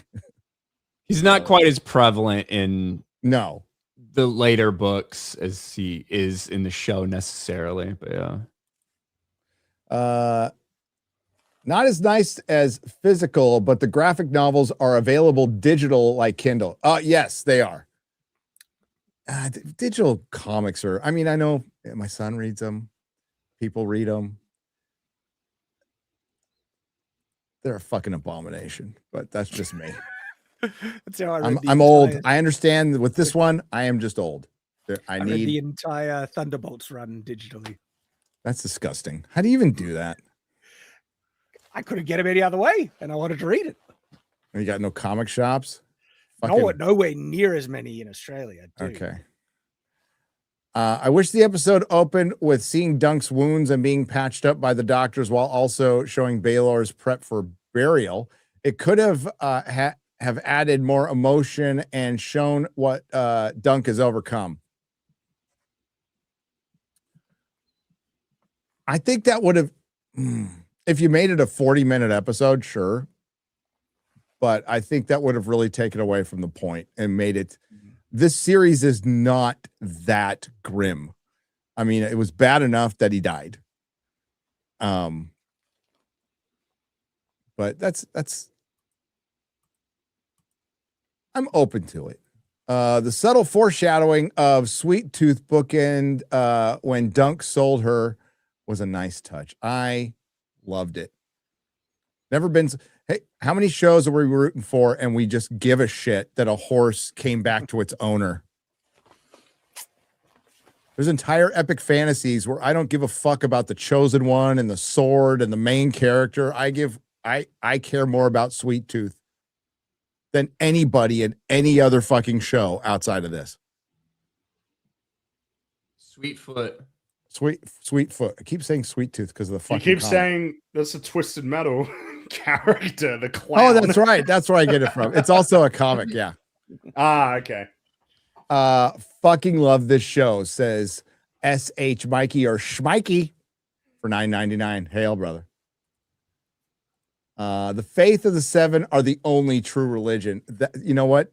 Only somebody who is the faith of the seven would say that. You fucking religious zealot. Must be a septum. Must be yeah. Fuck. As a religious zealot myself, I approve. Old gods. Old gods. Okay. R'hllor is clearly real as well. Yeah. Way. Oh, he's a fucker. At least there is some sort of power that can be derived, whether it is like whether they're right about who the god is or whatever. You know what I mean? Yep. There is power there. Love this show and have thoroughly enjoyed the recap streams. Lust as much. Maybe just as much. But you can lust us too. Lust as much. We're here to be easy on the eyes for you. We get a lot of that. $4.99. We often hear that people lust after us while we stream. All the time, man. Oh my God. I'm fighting off the DMs. Yeah. First time chat. Did you guys get a missing man Air Force formation vibe from the Sir Arlen riding off scene? It was a wonderful scene. It was really good. I was very surprised by it, but I liked it. It was a nice touch at the end. So is there some kind of Air Force formation when they're missing? So like they show tribute. Okay, I didn't know what that was. That's fucking awesome, by the way. Respect. Gary, I emailed you. Says Werewolves Comics, and it's like where the werewolves. George ain't trying to be a knight, nor true. No, he doesn't even believe in that stuff. If Baylor didn't die, can he just make Dunk a Kingsguard just because he feels like it, or does he need to prove himself in some kind of combat? A king can make a person a Kingsguard for any reason whatsoever. He might try, his hand might talk him out of it or something, try to talk him out of it, but no. Well, you kind of saw, we have seen a little bit of the politics behind Kingsguard stuff where we would like to think that they're the best knights of all time, that they're the best fighters or whatever. And that's not always the case. No. A lot of times there can be political appointments. A lot of times it can be to keep a family happy, keep a different lord happy, shit like that. Or to piss him off in the case of Jaime Lannister. Yep. Or remember, even at House of the Dragon, I thought that was actually a great sequence when Rhaenyra was like out there helping select the next Kingsguard, and they were trying to talk her out of it because no, he's just like a lowly knight. He doesn't really matter. Well, he was the best, right? So Kristen Cole, and then turns out his life got ruined, and then he turned into a psychopath. So Kristen Cole got raped by his first boss, and then raped by his second boss. Like That's what happened to Sir Kristen Cole. Now, I don't think he's complaining too much, but that's basically what happened. So, our hilts hurt. Go subscribe to these guys, despite them always accusing me of being what I am. Blood Raven simp. I enjoyed this season, but this last episode played up too many things for jokes right after one of the most epic and dramatic ones. Fair enough. Nah. But whatever. I don't think I feel quite as down as it is that comment. They obviously like it too, but I do have, like, especially the Makar thing. I do question what the thought was. That I mean, jury is still out on that one. But as a singular season, if they don't make another fucking season ever again, I almost wouldn't mind. Fine. It ended fine for me. It feels like they did make this thinking maybe this could be it. Yep. Mm-hmm. It felt like it had a real ending. Yeah. And you know what else the show didn't do that House of the Dragon does is the post-show comment things at the end. They actually add to the show. They're pretty good. They're charming. They're fun. They're not talking about fucking patriarchy and God, all that other shit. Those have been very good for people that avoid it. And I know specifically there's people that avoid those at all costs.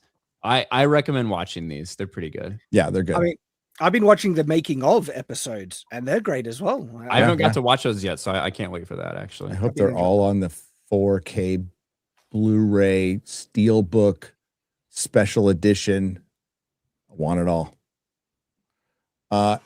Ending with Company Store gave me Star Trek Enterprise theme song vibes, but I will say Star Trek Enterprise theme grew on me over time. It never did. Dark Short Rising. I hated that song. But it's okay. The show grew on me over time. I have an anti-woke comic on Kickstarter. Werewolves Comics. I'll check it out. I'll check out your email. Thank you. Maybe the end with Makar is performative, so people don't think he intentionally let Egg go off to be a hobo squire. All this horror business for $5. I don't think he was pretty. I don't think he's that good of I an don't actor think it's in universe. played that way. I Yeah. don't think they play it that way. How many readers that haven't bought the books like me, as George missed out on because he hasn't finished them? Sad for everyone. Would love to read them, but not unfinished. I'm sure there is not a small number of people that is the case for. If you're talking about the main book series, yeah, like tons. He's lost out on tons. I'm one of them. I might have been interested in going through them all, but none of it's not going to end. No, but you're only shilling out $150 for his fucking graphic novels.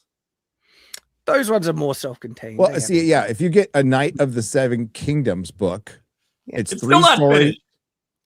They're not, but they're three contained stories that you can read and walk away from, dramatically unfinished, and not feel like you're missing anything, right? So that one I might get, the books.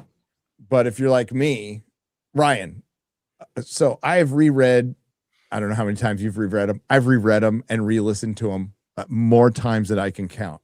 But I did not read John's final chapter on purpose for 5 years because I was like, I'm not going to read this chapter because I knew it happened. So I'm not going to read this fucking chapter until I get Wins a Winner.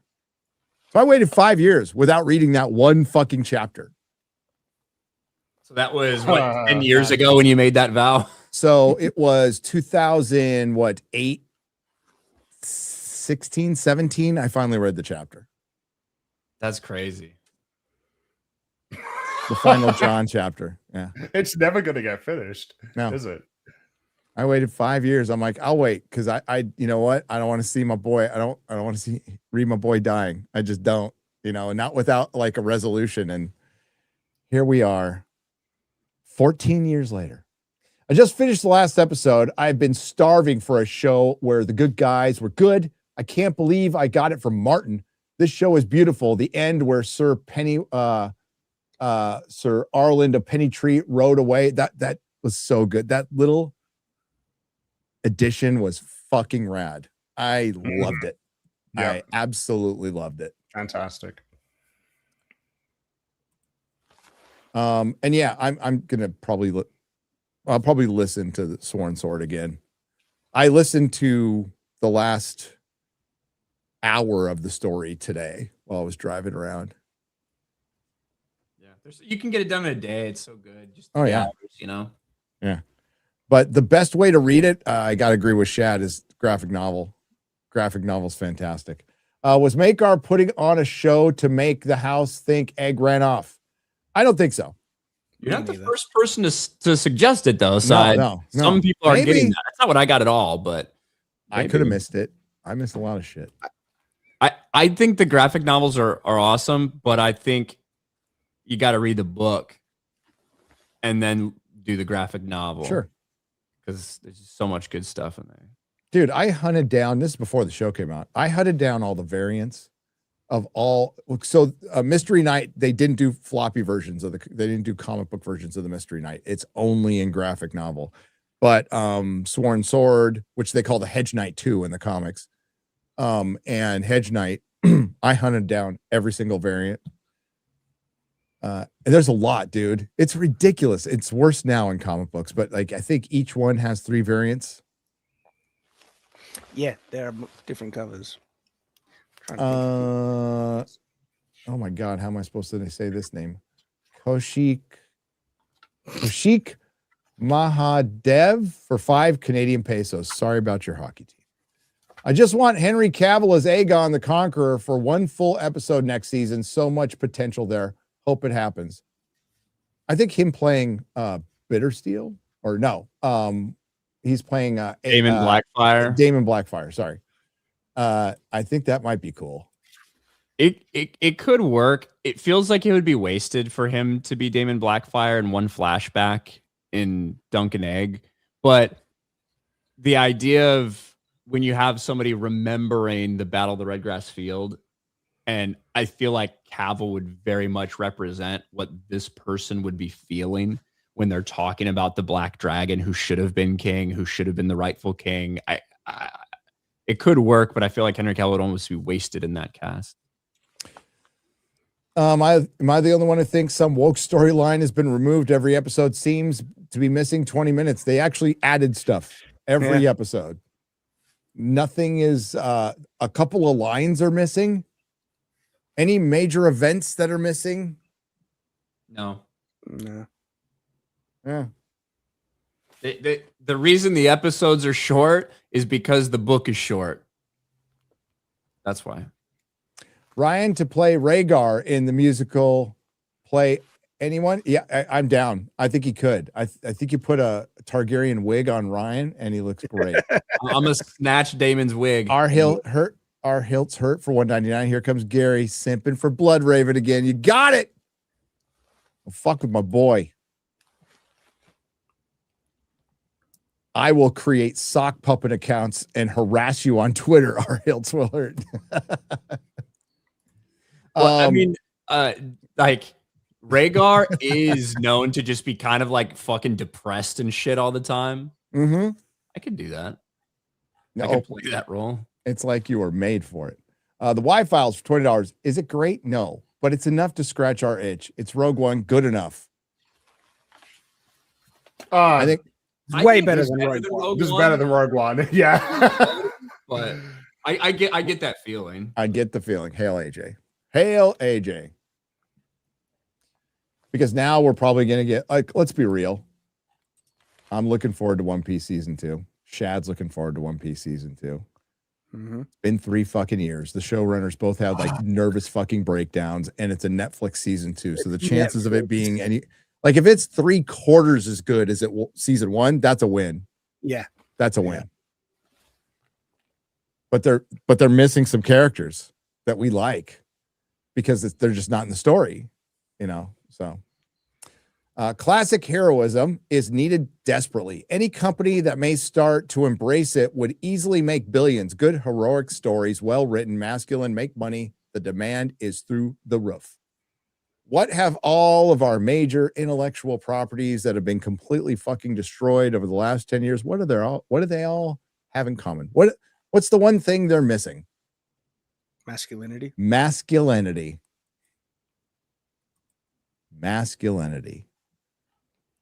They have committed androcide. That's the term. So can you please give a shout out to my friend Christian? He got married on Thursday. Congrats. Shout out for locking it down, Christian. Well done. Now knock that thing up. Get busy. Make some babies.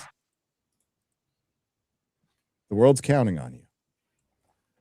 I know this is off topic, but name idea for the Harry Potter podcast, Azkaban 199. I think Ryan would rather shoot himself in the head, to be honest with you. Yeah. We've got it. It's Filthy Mudbloods. Filthy Mudbloods. That's the name for the Harry Potter podcast. Yep. And it is not going to have 199 anywhere near it.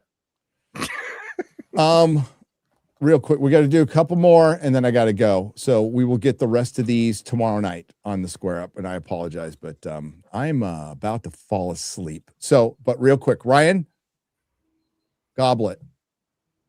Oh, the full cast audiobook for Goblet Yeah. of Fire that was released 2 weeks ago or whatever. I really liked it. I thought James McAvoy's Mad Eye Moody was great.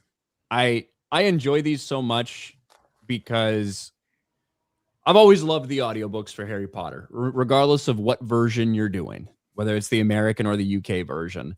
However, having specific voice actors for every single character, having the music, having the sound effects, it just does everything to really make you feel like you're in the middle of it. And it just lights up your brain with what this actually looks and feels like. And it is the next best thing to actually having a real screen adaptation of it, which we're not going to get a good one, it looks like. So Yeah. I'm really enjoying them. Dude, McAvoy. Highlight for me was as- definitely Mad Eye Moody. McAvoy as Moody is unbelievable. He is so fucking good. They must have paid a lot to get that cast because those are some big names in that. Dude, there's some They're amazing names. They're making bank.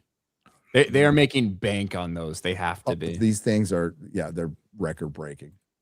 32,000 people lost their livelihood and combined over 107 billion worth of companies went bankrupt because of a handful of wokies in the video game industry, which, by the way, is bigger than the movie industry by light years. This is true.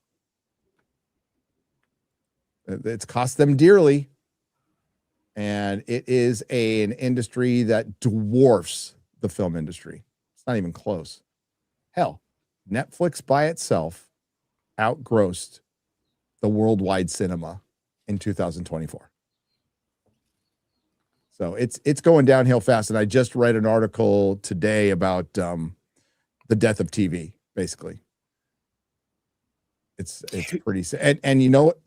The only sector with growth in Hollywood is new media. You know what new media is?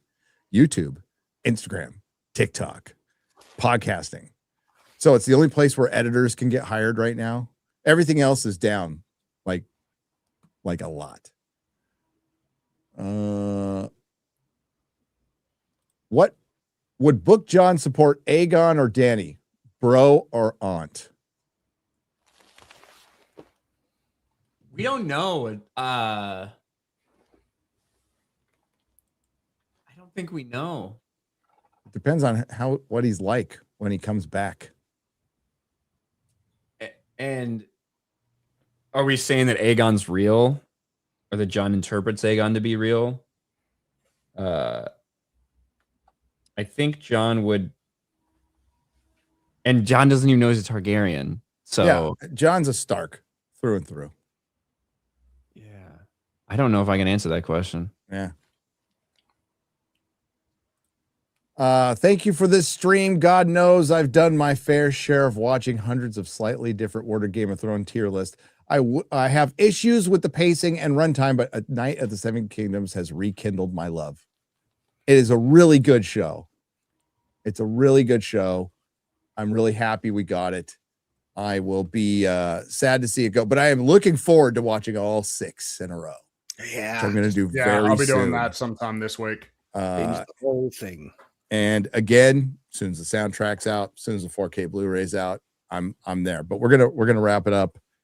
And again, I will get the rest of these tomorrow night on Nerdrotic Live around 8 p.m. Central. So please tune in, and I'll wrap up the questions here.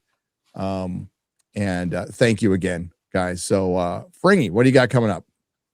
Well, I guess the on topic, this episode of EFAP coming up this week, we'll be going through A Night of the Seven Kingdoms. So if you're not tired of talking about it, which I would understand why many of you wouldn't be, because it's such a cool show worth talking about, we'll be talking about it this week.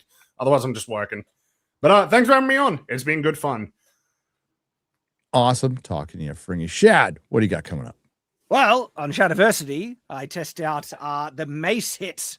The mace hit, see if it's realistic. Got the helmet right there, and actually very intriguing results. And this week, doing a full fight scene breakdown of the big fight of the Battle of Seven, and there is some great stuff in that fight that's worth pointing out.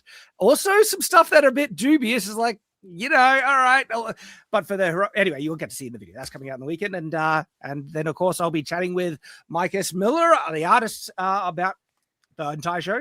Yeah, go check that out. And he's going to be, I think he's been putting some of his original art from the A Night of the Seven Kingdoms series up on his website, and he will be putting up more in the future. And a lot of the look of this show comes straight from his art.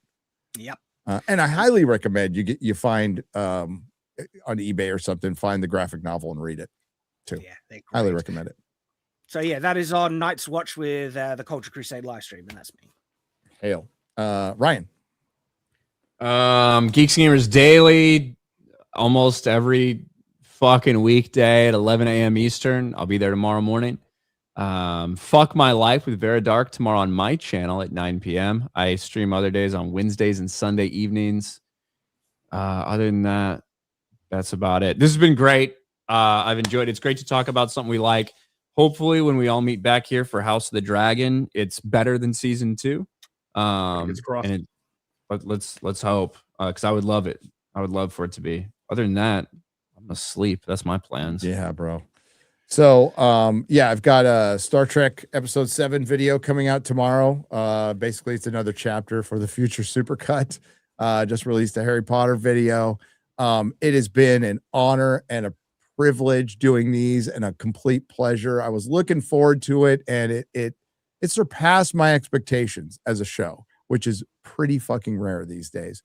So thanks for joining me, guys. Thanks for joining us. This has been tons of fun. Sorry to see it go, but we will be back for House of the Dragon. These guys and Mahler, I'm sure he'll be better by then. Mm-hmm. But thank you, guys. It's been great to talk about something fun for 6 weeks in a row.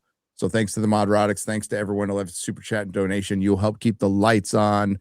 Thank you to the lurkers and everybody who participated or just watched. We will see you in a few months. Yeah. Take care. See you later, everybody. Bye.